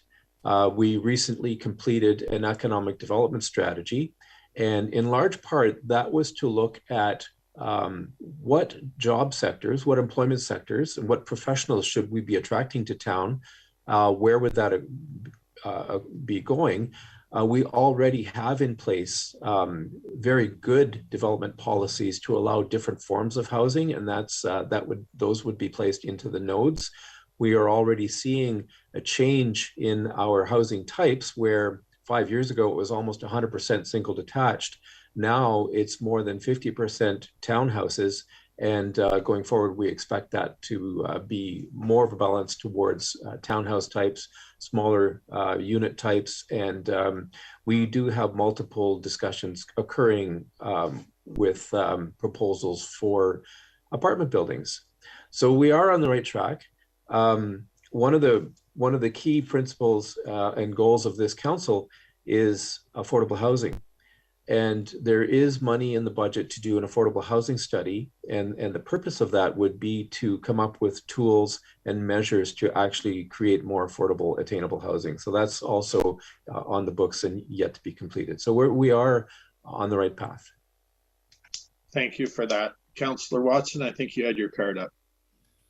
Thank you, Councillor Foster. The province has made it extremely clear with their mandates and trying to mandate attainable housing within new subdivisions, but The two biggest problems are red tape, duplication of services, which we all see all the time. You know, Mr. Heron and his staff can be in a position to go forward, and they're waiting for the Conservation Authority, or they're waiting for someone else to approve this stuff. Months go by, and it goes, and the province has identified that. And the other one is NIMBYism, and it's every municipality suffers from it, but we're seeing in our own municipality. We have projects in the hopper now that are wanting to go 6 stories. They want to go forward, and the community comes out and says, oh, you can't do it because the birds and the bees and our view is going to be gone, and this is going to be gone. And it creates a problem. And the province has identified these as the 2 biggest reasons why housing is going up, and that you're not getting the projects and the intensification, because if you can't go smaller units and intensify to do that, you're not going to see it happen very darn quickly. So, and as I said, it's not unique to us, but it's unique to the province, and it has been identified going forward to do it. And we're going to have to deal with that, because there's going to be a lot of unhappy people, because everyone says, well, yeah, we need it, but not in our neighborhood. Put it in someone else's neighborhood. Well, when you put it in someone else's neighborhood, they don't want it. So, you know, there's going to be hard decisions made by the council of the day to put these developments in to do it. Recently I went in Peel Street in Collingwood, and a local Collingwood developer in the midst of a residential area has put up 3 5-story rental apartment buildings in the middle of that neighborhood. It looks great. They're built, and it's providing rental accommodation for people in the area. And that's part of what we need to help with the employment situation also. We all know it, and decisions will have to be made. Thank you.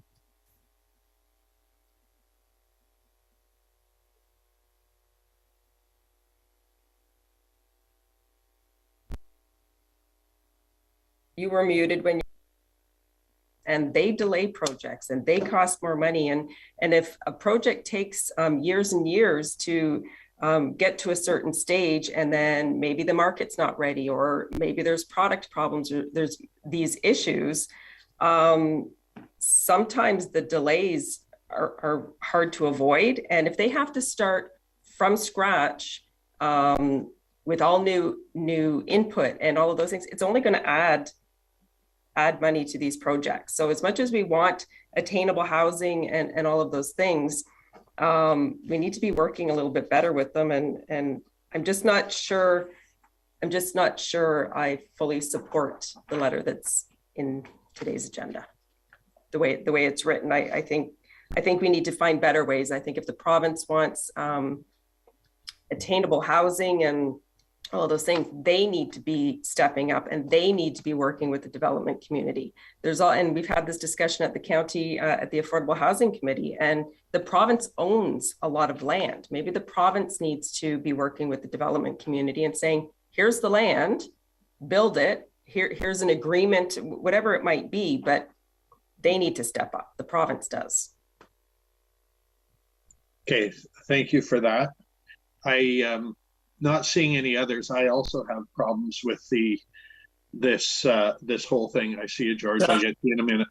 Okay. But I started, so I'm going to continue. The More Homes for Everybody Act, to me, is just downloading onto the municipality by the province. And again, they have, someone earlier mentioned motherhood. Boy, more housing for everyone sounds great.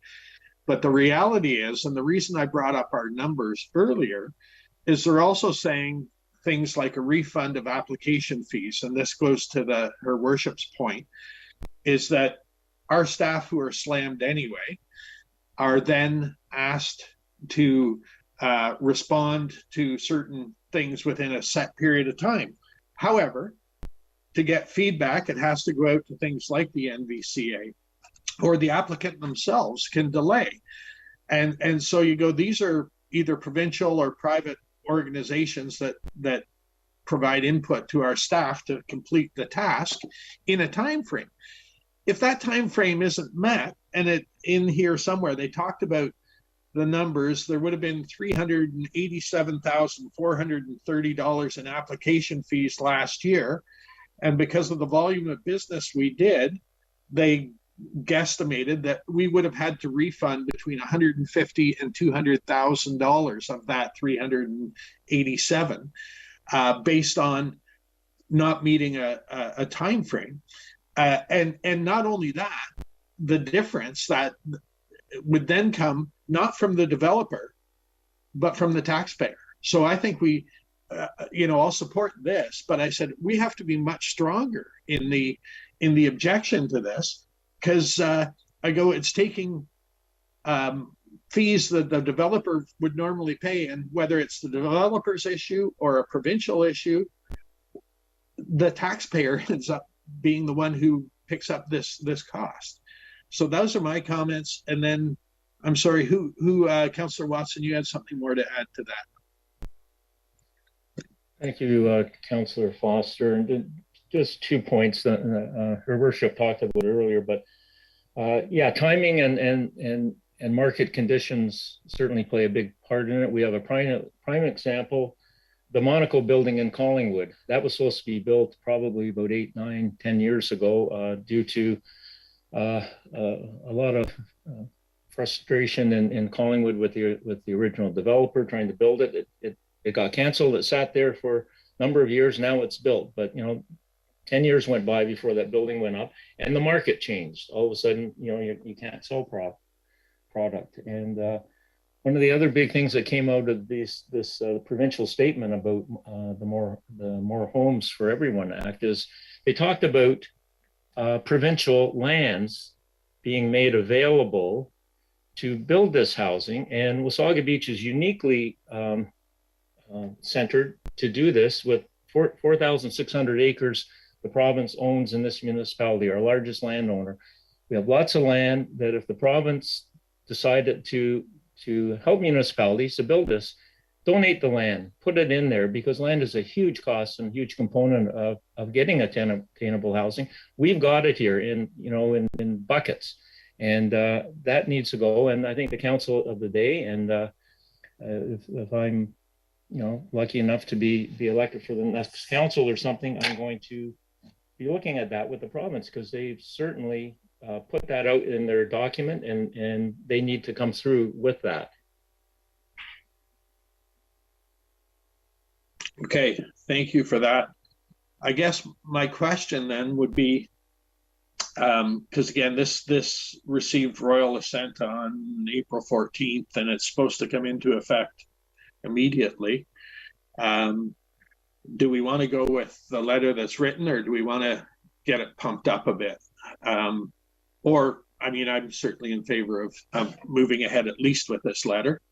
But if anyone wants to propose any kind of amendment, I see Councillor Wells, then Councillor Kinney, then your worship. I guess I'm just going to ask Doug, is there a timeline for this response? Are we under pressure to determine it today, or you having listened to all of the comments this morning, is there time for this to be referred back for perhaps some modifications to the letter given what you've heard this morning, and then bring it back to committee of the whole or even to council, depending on what the timelines are? Through you, Mr. Chair, staff can certainly adjust the topics and the terms in the letter and maybe bring it back to council for further consideration. Given that the legislation is already in force, it's been proclaimed, there isn't an immediate time frame, and also given that the legislature is recessed for the election, there may be some time as well.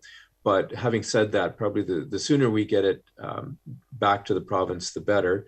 So staff can adjust the terms of the letter. We can speak to the province reinforcing making lands available, and that we have lands in Wasaga Beach. And there was another point that escapes me at the moment that we can also include. I can follow up with each member of council just to make sure we get the points correctly before we bring a redrafted letter forward to council. Okay, thank you. Let's go through the rest of the comments. Councillor Kinney. Thank you, Chair Foster, and to you, Doug.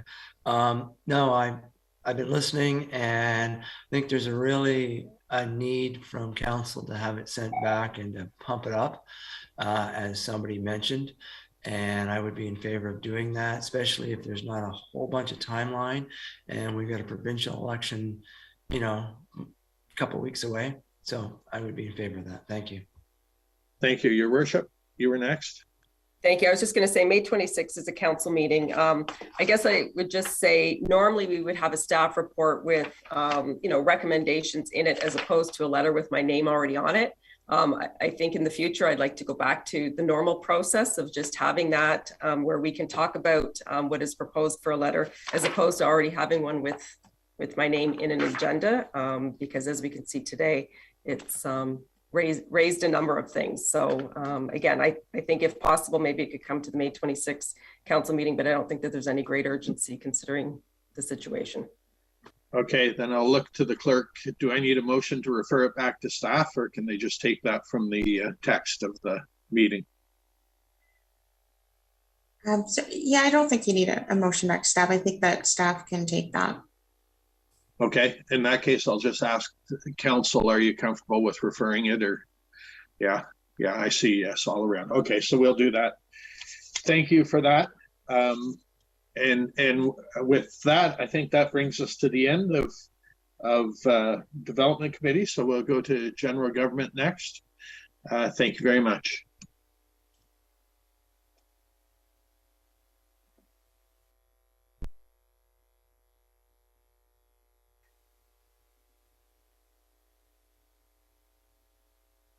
Sorry, I thought I asked that. Are we referring the letter back to staff for a report? Sorry. Yes. If that's the case, then yes, I'm sorry. Sorry, that's what I thought I asked. Anyway, sorry. Okay. So I'll ask then on that item, a mover and seconder to refer it, please. Moved by Councillor Wells, seconded by Councillor Kinney, to refer the item on the More Homes for Everyone item from our agenda back to staff for a report to council. All those in favor, please. And that's carried unanimously. Thank you very much for that clarification. Now, back to you, Deputy Mayor Bray. Thank you, Chair Foster. I'm going to take a 2-minute break if people don't mind. I just need to relocate. I wasn't expecting this meeting to go so long, but knowing we're going in camera, I'm going to need to remove myself because those that were out of my house have now returned home. So 2 minutes and I'll be back in a new space.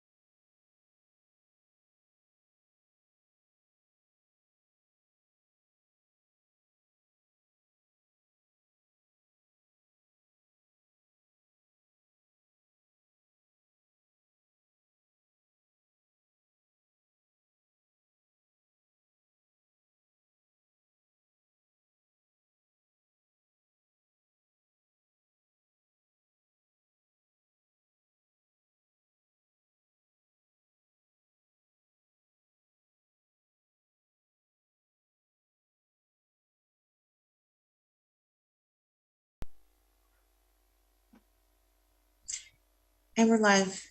Okay. Thank you very much and welcome back to the General Government Services section of Coordinated Committee. Today we have no deputations, presentations, petitions, or public meetings, no unfinished business, no other agency reports. We have a consent agenda today with item 6.5.1 that has been pulled for further discussion, item 6.5.6 and 6.5.7. Seeing nothing else, I will read the motion for the consent agenda. Resolved that the General Government Services section of Coordinated Committee hereby received the May 12th, 2022 consent agenda, item 6.4 through to 6.6, and the recommendations contained therein be adopted, excluding agenda items pulled from the motion, which will be voted on separately. If I could have a mover and a seconder, please. Councillor Kinney, Councillor Foster, and all in favor. And that motion carries unanimously. The first item pulled was item 6.5.1, the municipal law enforcement activities for the month of April. And this was pulled by Councillor Belanger. Thank you, Deputy Mayor Bray. I'll try to be fairly brief on this. In talking about property standards, we've had conversations at council a number of times. And recently, I have had residents, we're in a meeting and we're coming close to peak tourist season, and there were comments made about some unsightly situations in our town.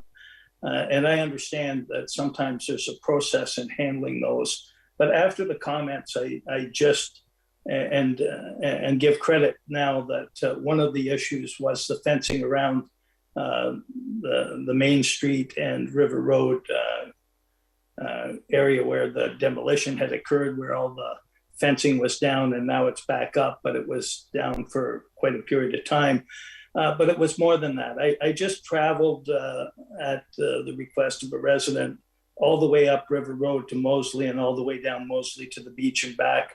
And I've probably taken 7 or 8 photos of very unsightly situations. And we've been assured that there's both a proactive and a complaint process. But what my main recommendation is that we don't know if bylaw is addressing the situation. They may have started addressing it, but it's going through a process. So I thought what might be very valuable for residents is if we are addressing a situation and it takes time to address, that maybe a bylaw sign or some kind of sign could be put so that residents know that it's being addressed. Now I can forward the pictures after, but these are all visible from main roads. I know our bylaw people are driving by it every day, and very likely, it has been addressed. But frankly, it just makes our town look terrible. And we're going to be inviting tons of visitors in, and we're making a lot of improvements. And I think we really have to look at this process and see how it can be improved. Thank you.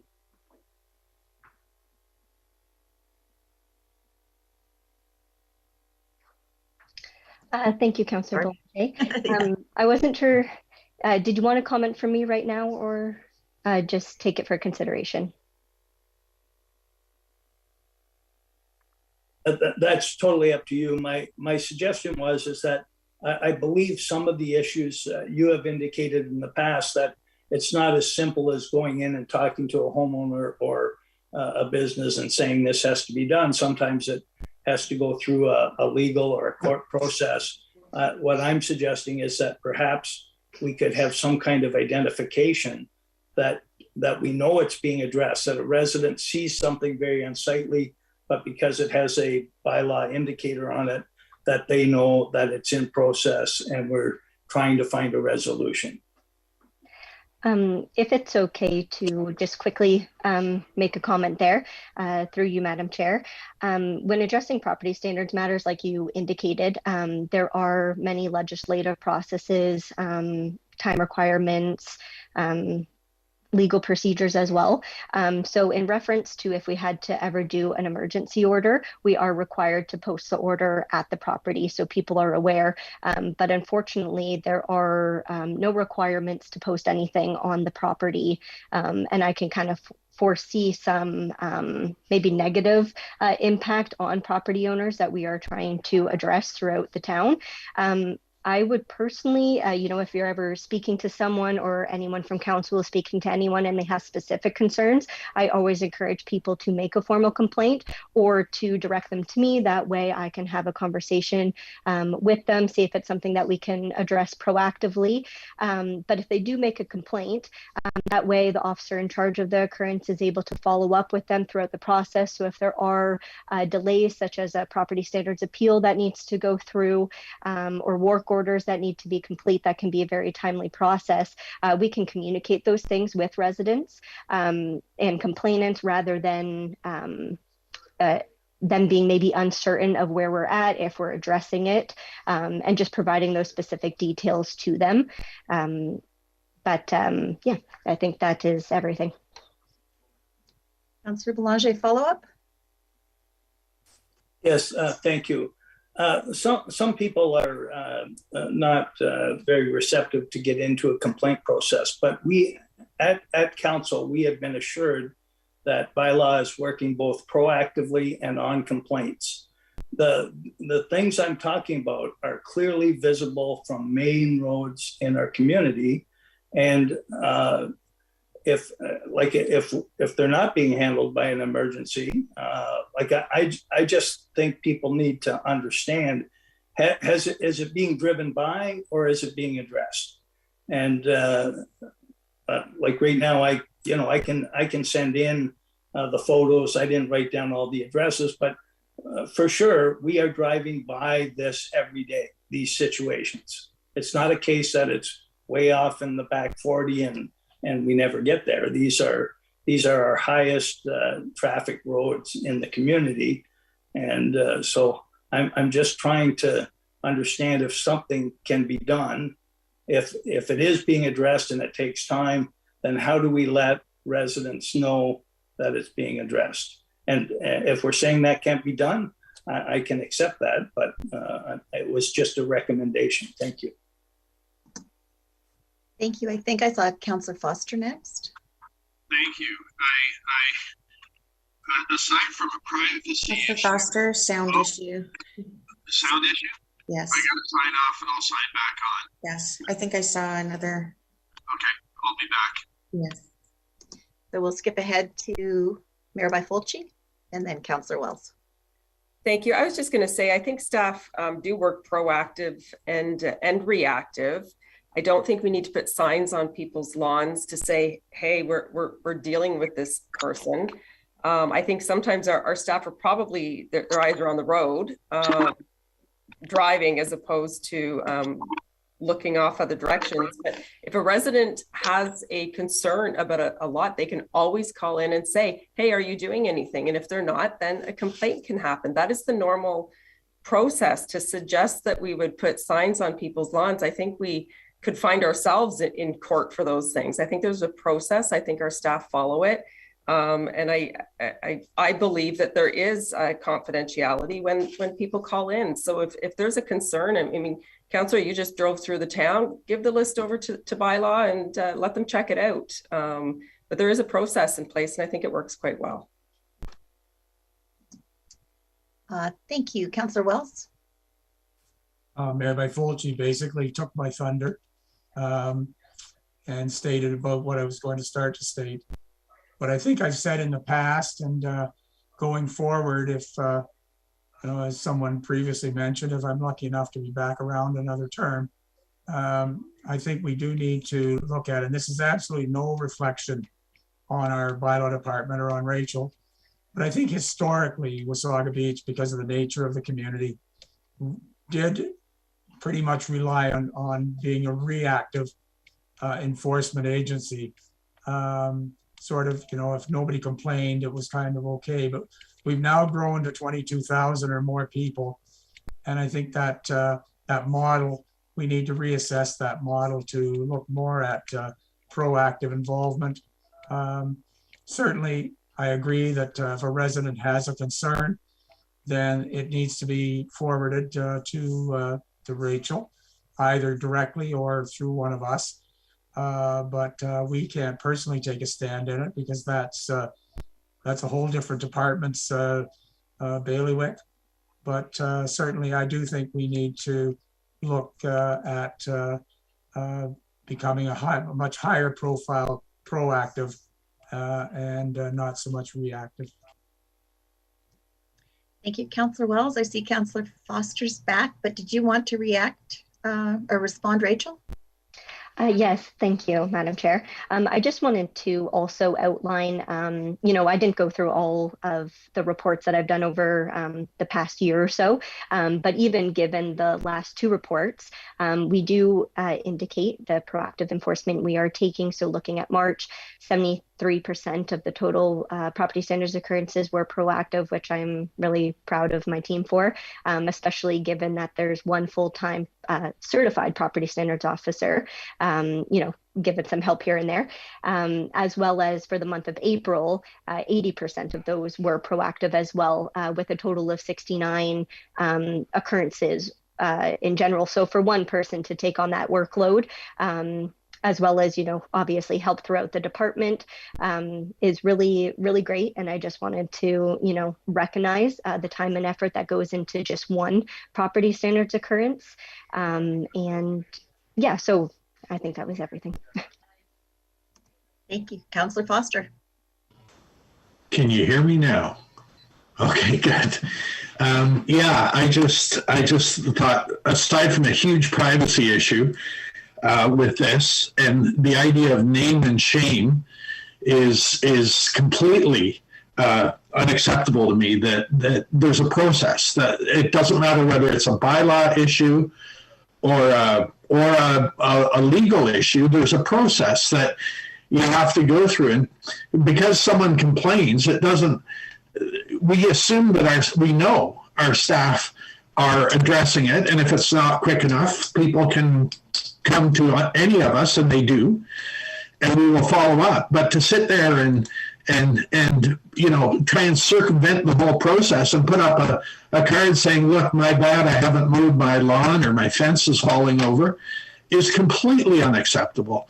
We have a process. We have professional staff who are tasked with doing it, and if the process takes a single visit and they say, it's dealt with, that's great. But if it takes 6 months, you know what? Once someone brings it to our attention, it's like someone reporting something to the OPP. They're given the issue and they investigate it and they come to it. After that, it's really, kind of none of your business. You've done your civic duty to report the issue, and then it becomes Rachel and her team's issue to deal with it.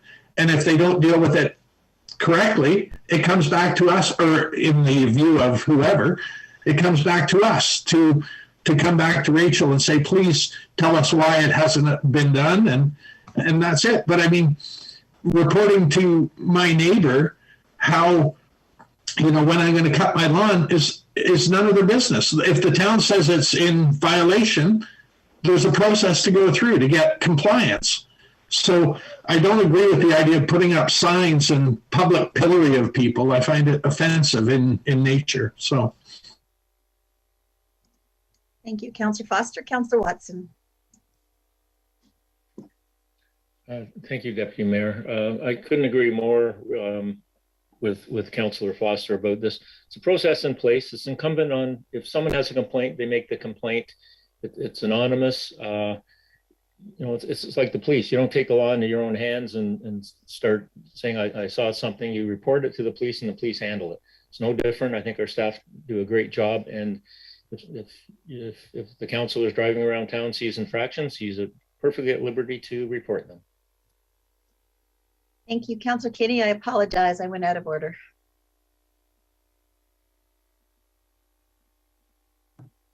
There we go. No worries, Madam Chair. I'll do it real quickly because I think Councillor Blanchet wants to revisit. Signs, I think there's going to be a huge legality issue with that.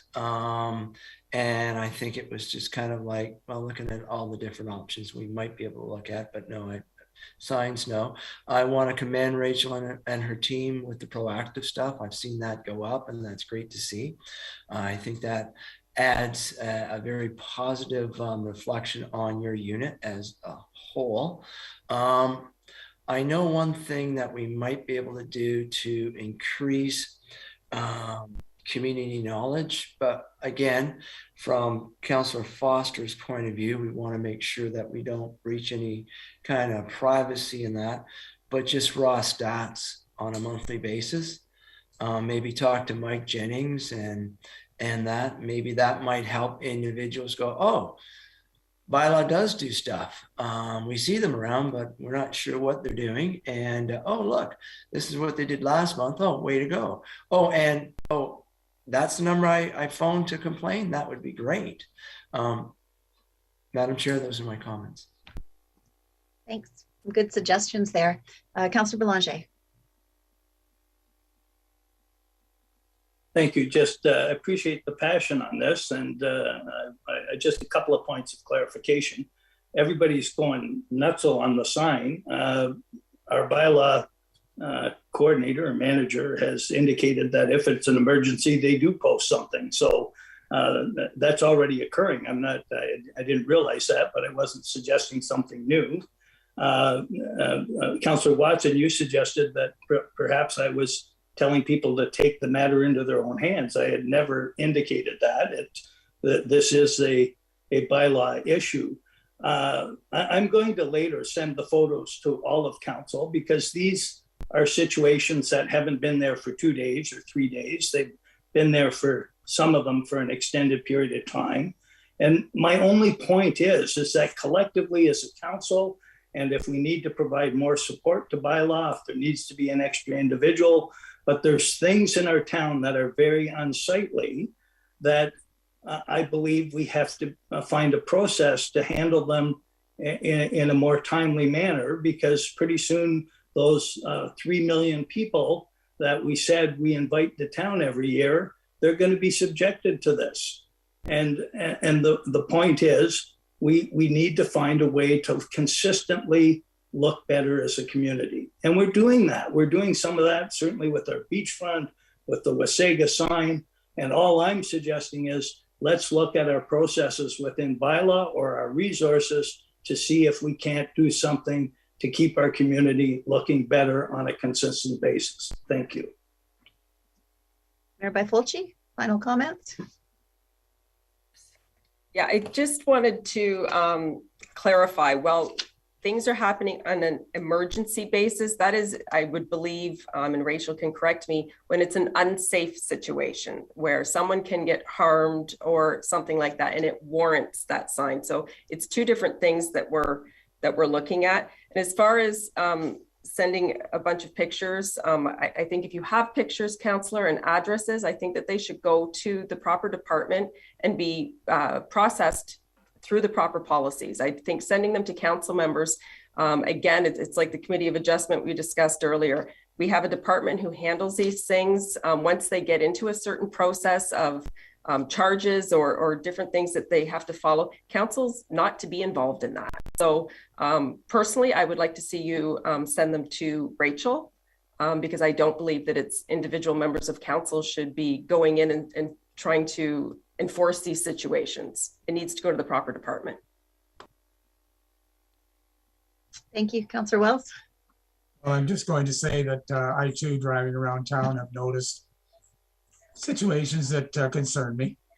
And my experience has been that I have called Rachel, shared my observation and concern with Rachel, and she and her department have followed up and kept me informed. And I can't ask for anything more than that, and I appreciate it. Sorry, thank you very much. I am going to read the motion and look for a mover and a seconder. That the General Government Services Section of Coordinated Committee recommend to Council that it receive the Municipal Law Enforcement Department's monthly activity report for the month of April 2022 for information. A mover, please. Councillor Watson. Councillor Wells as a second. All in favor? And that passes unanimously. Thank you very much. The next item pulled was 6.5.6, the Chief Administrator's Office report. Sorry. This is pulled by Councillor Belanger. Go ahead. Thank you. I have a little bit to read here on this report, but I will be opposing declaring these land surplus at this time. I understand that they have to be declared surplus at some time, as it would greatly reduce the timeline that the municipality would need to finalize a purchase of sale agreement with the preferred developer. And just so I'm understanding, I believe if we voted in favor of this, it would be validated at council at the end of the month. A notice could be publicly notifying the public, and within 14 days, we would then be in a position that we could have a purchase of sale agreement signed. Over the past couple of months, as council has looked at the development and been updated with negotiations from our negotiation committee, I have brought forward questions and concerns, some that had been brought up previously during the parking study and at different times during public sessions, but also many that were related to confidential in-camera information that certainly can't be shared at this time. And to date, I personally believe there has not been adequate discussion. I further, at the last, about 2 meetings ago, summarized all of my questions and concerns and provided those to the CAO. At the following meeting, I asked what were next steps, how would that be addressed, and would it be shared with council, would it be shared with the developer? Further to that, I sent a letter and a request that on the development service section of this meeting, that Beach One development be added to the agenda. And I listed the items that were not confidential that I felt needed to be discussed in public session. I did not receive a response from our CAO, nor was the item added to the agenda. At the recent Coffee with Council, every single resident that spoke to me raised concern about the level of information and public input related to this very significant Beach One development occurring on lands owned by the taxpayer. Further than that, the Wasaga Beach Ratepayers Association commissioned an in-depth survey by Main Street Research, which is one of the renowned research companies in Canada.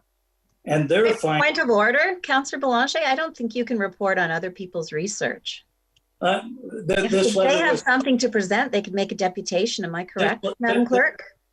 There's not a point of order here. We ruled on the point of order. This letter has already been received by the mayor. Did the clerk want to say something?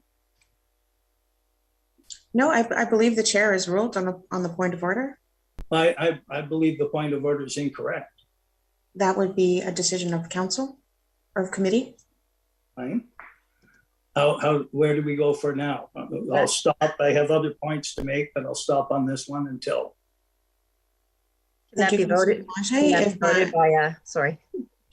Sorry, Chair. Councillor Belanger, if you are challenging the ruling of the chair on the point of order, that is a decision of committee to. So supporting the chair's ruling, then we move on from there. Okay, well, I challenge on the basis that the mayor has already received this information directly. So it's not me reporting on third-party information. So that now, does this go to a vote, a show of hands from council? Sure. Show of hands would be fine. Okay, so then the point of order was to not allow the counselor to be, in my view, going off topic and presenting other people's information. So all in favor of upholding the point of order? So then that is carried. Councillor Boulanger, your comments need to be related to the item on the floor, which is town-owned beachfront properties being declared surplus. That's correct, and I'm giving my reasoning why I'm going to oppose that. As a member of council, I do not feel I have had adequate input as to what will be built and what amenities and architectural design and entertainment elements will be a portion of that committee. Some of the unresolved concerns that I have made aware to council that are public, not confidential, are parking concerns, the utilization, potentially the utilization of cash in lieu parking bylaw as it relates to the Beach One development, the independent third-party financial analysis required to be assess the developer's ability to complete the entire development in a timely manners, developers' contribution to community improvement and what they will be, timing of the development of Festival Square, and what other, actually the other event spaces was addressed today in the previous presentation, key locations of water view restaurants, cafes, patios, observation decks, as this is a huge competitive advantage in South Georgian Bay. What level of communication, and this one's important because David Wood had indicated his exact words, this is incredibly important to the province as a whole. And I have asked several times as what communications and what potential funding has been requested related to this significant development, because I believe there's an opportunity for federal and provincial participation. And to date, I have not received one word if there has been any activity in that area. Again, we haven't obviously seen the progression of the purchase of sale agreement, but it is to include developer penalties for meeting phase, and ultimately, if the days are too long, hopefully that the property would revert back to the municipality. Will the developer provide support for Beach One activation and programming through construction? And again, what is the entertainment aspects of the development? You know, is there a water park, a splash pad, a Ferris wheel? Is there anything related to entertainment? And I want, as a member of council, to have some level of assurance that these concerns are being effectively addressed before we would sell our beachfront lands to the developer. We greatly reduce our leverage if we were to sell the lands and then go into this level of negotiation. Thank you. Mr. CAO, would you like to comment? Thank you. I think a number of things were said that were probably beyond the scope of this motion, but please. Yes, and if I may, I think that the focus of the report was just to declare the land surplus, which is a requirement under the Municipal Act and our sale of land bylaw. It's a formality that has to be done, and our legal team has said that prior to the actual sale that council needs to do this, and council's already indicated that it's prepared to sell these lands through its EOI process, its RFP process. So this is just an indication that that it is prepared to sell. Councillor Boulanger raises a number of points.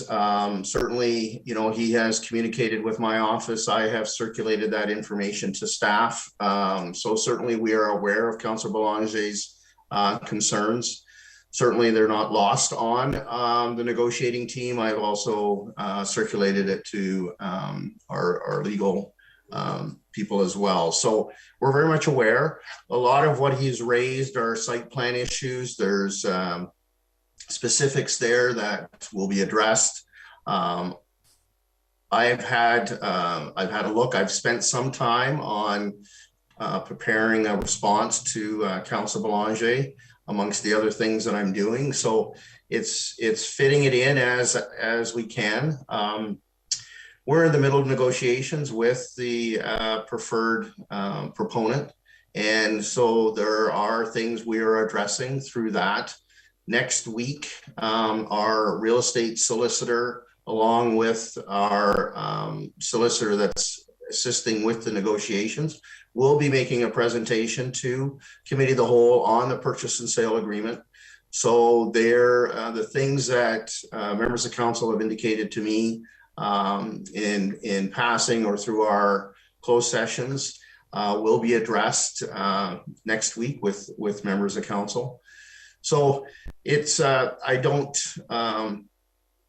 discount what Councillor Belanger is indicating, but I think once we get through these negotiations and we're onto the next step, we have a development agreement, master development agreement that we'll be negotiating. We'll have individual site plan agreements. There's lots of negotiation that will be taking place, all governed by our urban design guidelines, the official plan policies, the zoning bylaw, all that were approved through the past council and this council through public processes.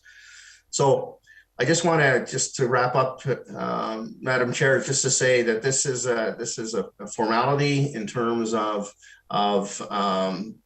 seeking council's approval to dispose of the property. Once we have the survey information, we'll be back to council about stopping up and closing a portion of 2nd Street and 1st Street. So we're just, as part of it, we're just getting things ready in the event that we're able to successfully negotiate a transaction here, and we're ready to finalize it. Thank you, Madam Chair. Thank you, Mr. CAO. I know I often point out to other people that municipal processes are very different than personal transactions, and there is a lot of process. So I think it's good that we stop along the way and explain to people just what that process is. Madam Mayor.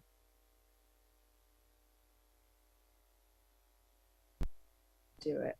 There we go.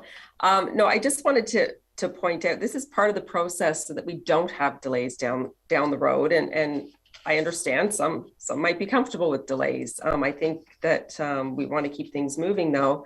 And the point of this motion is to be ready in the event the negotiations go well. If the negotiations don't go well, the fact that this is surplus doesn't mean that we're running out and selling it willy-nilly to someone. This is for the purpose of working with successful negotiations with the preferred developer that we're dealing with. It's part of the process. It's not, it concerns me that we're throwing all this stuff out there like we're doing something wrong.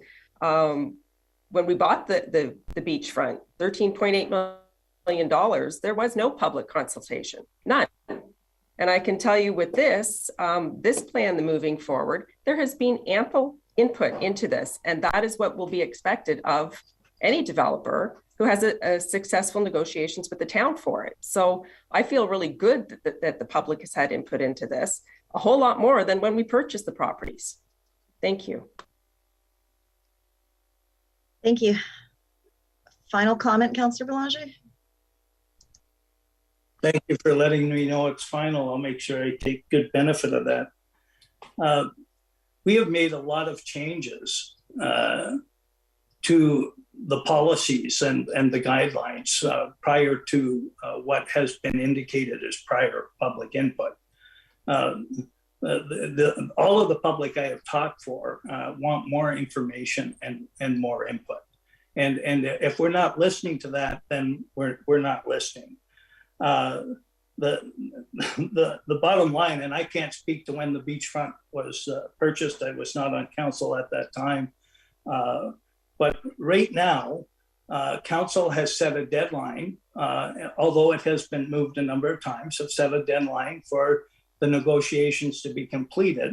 And I would suggest that many of the concerns that have raised would be very difficult to resolve or have a good understanding of how that resolution would look within the timeline for what has been identified as the purchase of sale agreement date.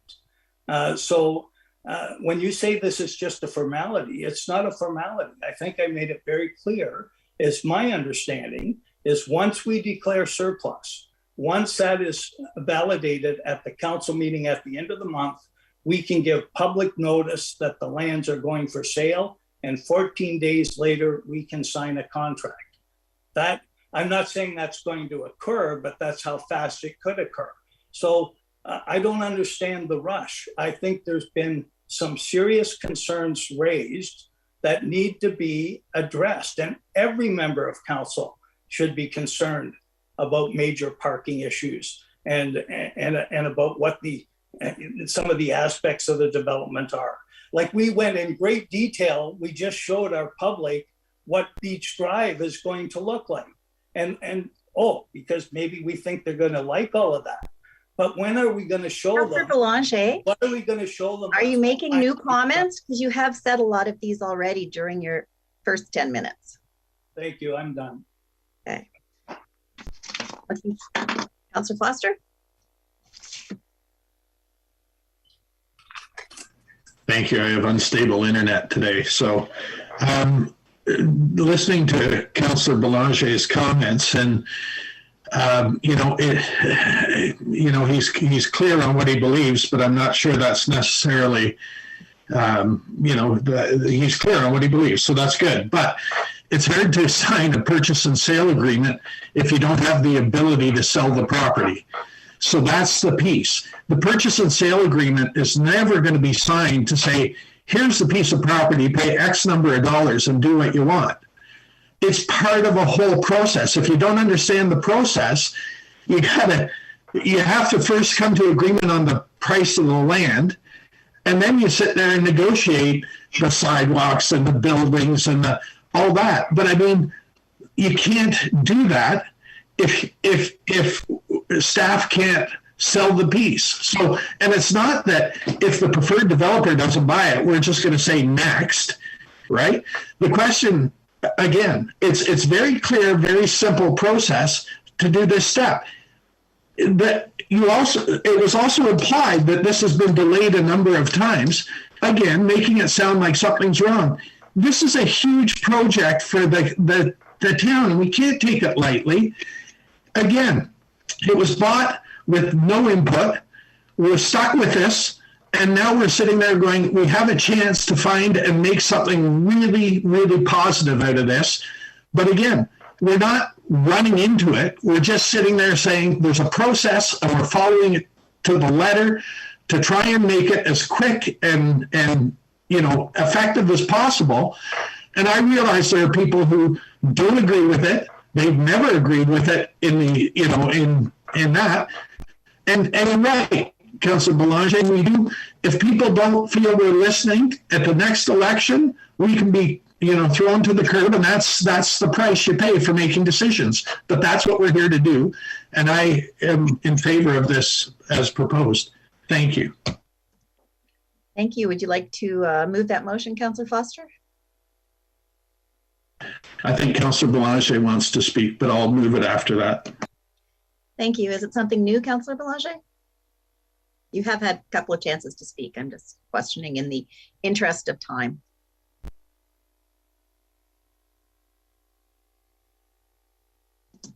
You're muted, Councillor Belanger. Oh, sorry. I thought I had hit it.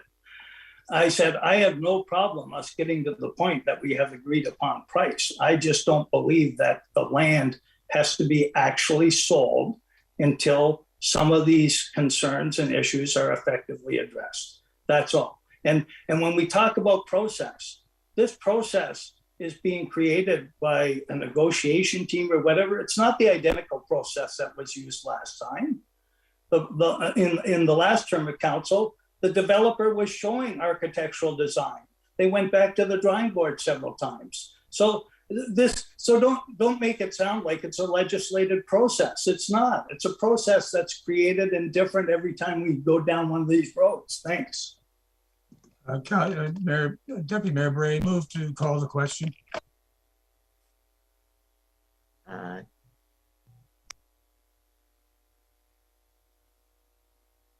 You're muted, Deputy Mayor.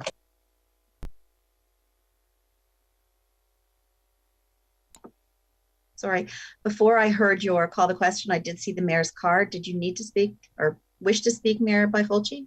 I think I just wanted to point out that thankfully we're not using the same process as last time, because last time we had a bunch of pretty pictures with no environmental assessment, no understanding of the true cost to the residents of this community for the infrastructure required.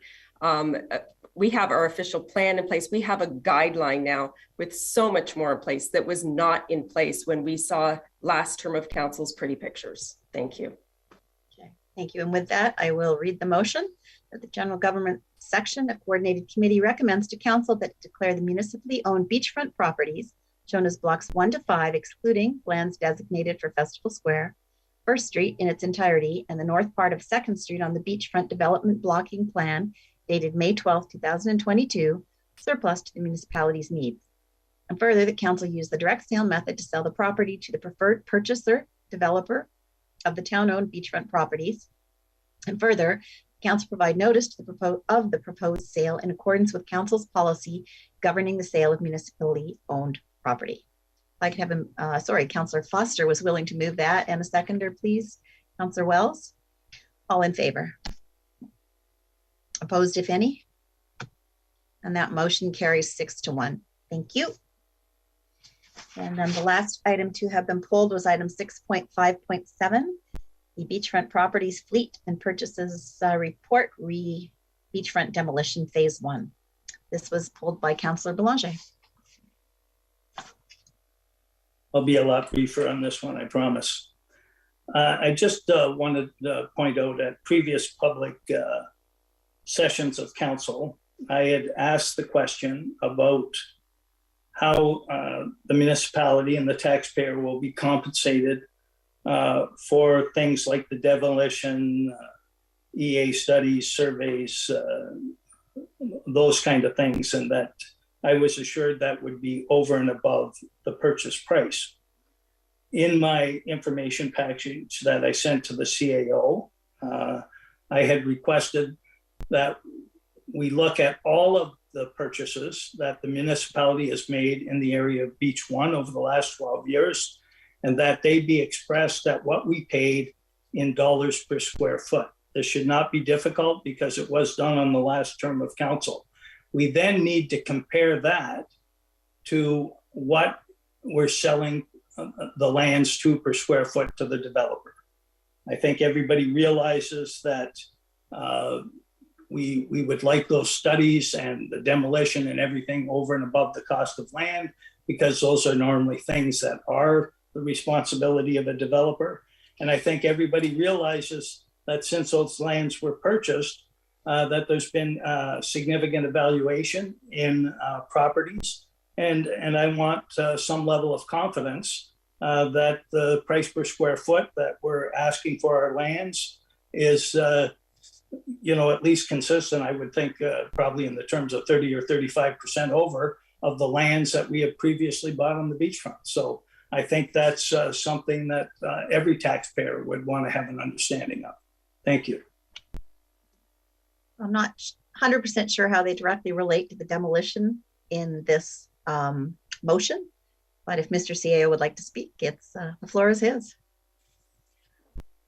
Thank you, Madam Chair, and I'm not sure either, but I'll just address a couple of the comments that Councillor Belanger has indicated.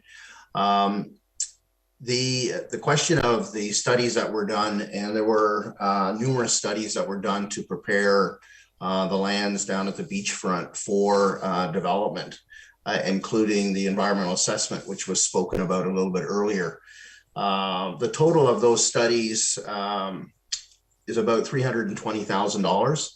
And very early on in this process, I was asked to ask our appraiser to include the value of those studies in her calculations of the appraisal. And she did that. So I have confirmation of that. That was pursuant to council's request. So that has been incorporated into the value of the property. And as council is aware, a professional appraisal was done of the lands, and a value has been determined from that appraisal. One of the things I did think was included was the cost of the demolition is part of that 320,000. I was informed by the appraiser that in fact it was not. So the approximately 80,000 for phase one in that report that you have before you was not included in that. That's a cost above and beyond. So that is something that, you know, the town through the beachfront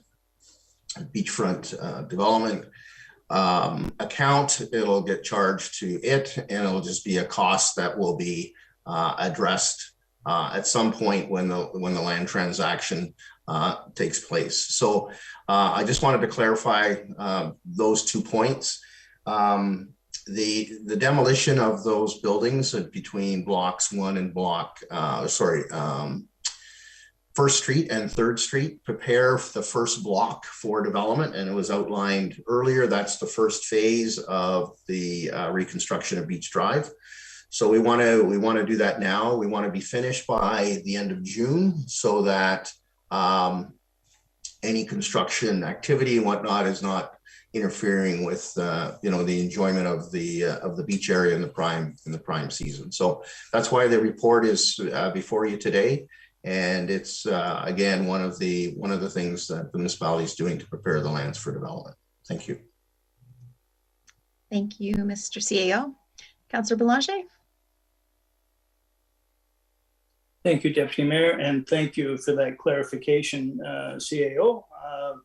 But I will point out that if it is included in the appraisal, that should further enhance the square foot value that we are able to get for those lands.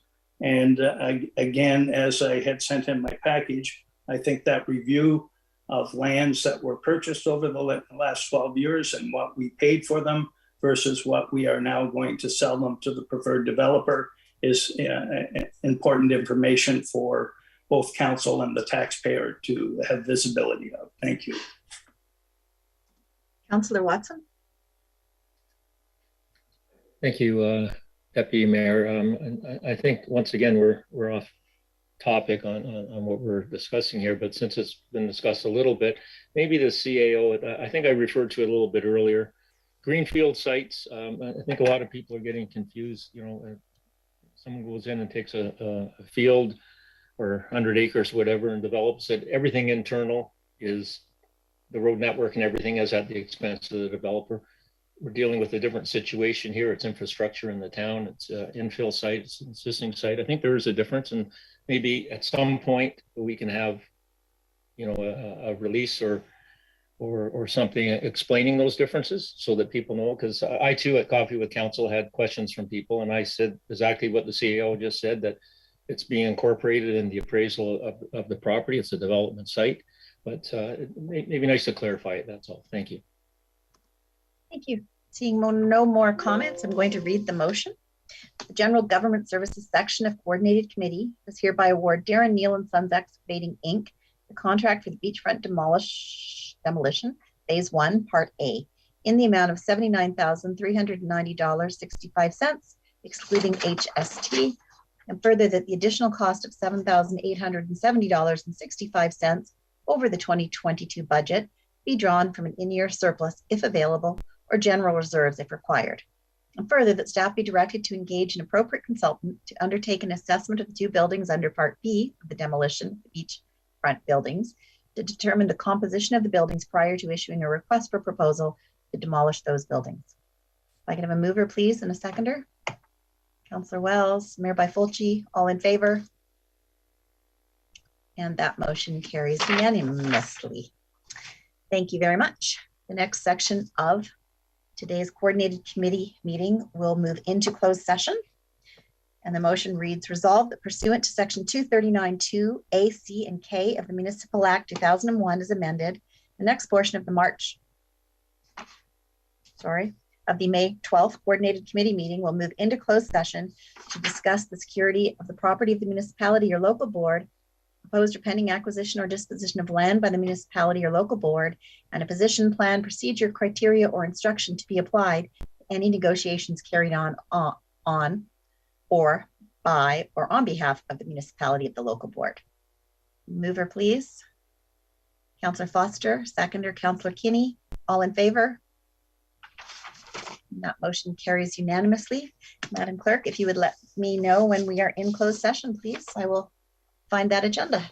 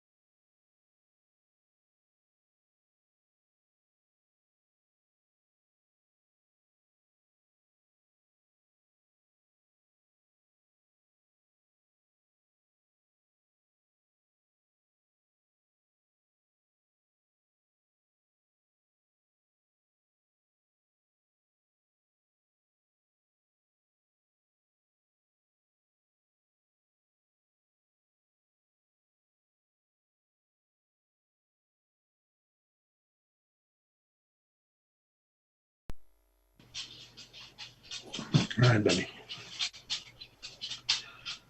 Leave it. We're in open session.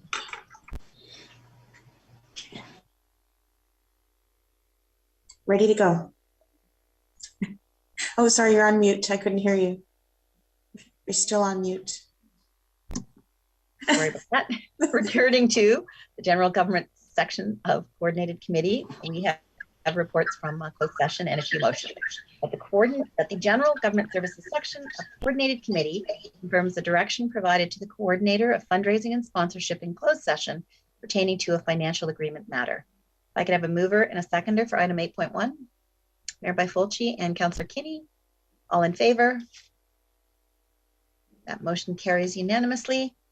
Item 8.2, that the general government services section of coordinated committee confirms the direction provided in closed session, the Director of Public Works pertaining to a property matter.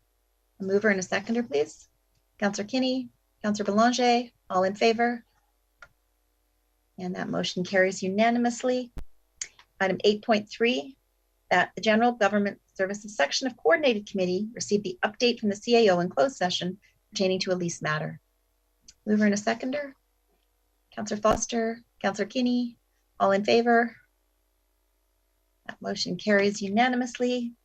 And then moving into item 9.1, the CAO's report dated May 12th with the proposed license to operate a parking lot at 21 Main Street.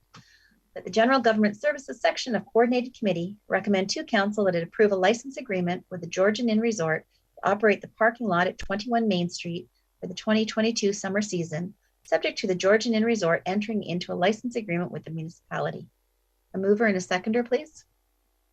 Councillor Kinney, Councillor Wells, all in favor? Thank you. That motion carries unanimously. And I am pleased to say that will take us to the next item, which is the adjournment. Have a wonderful day and enjoy the sunshine, everybody.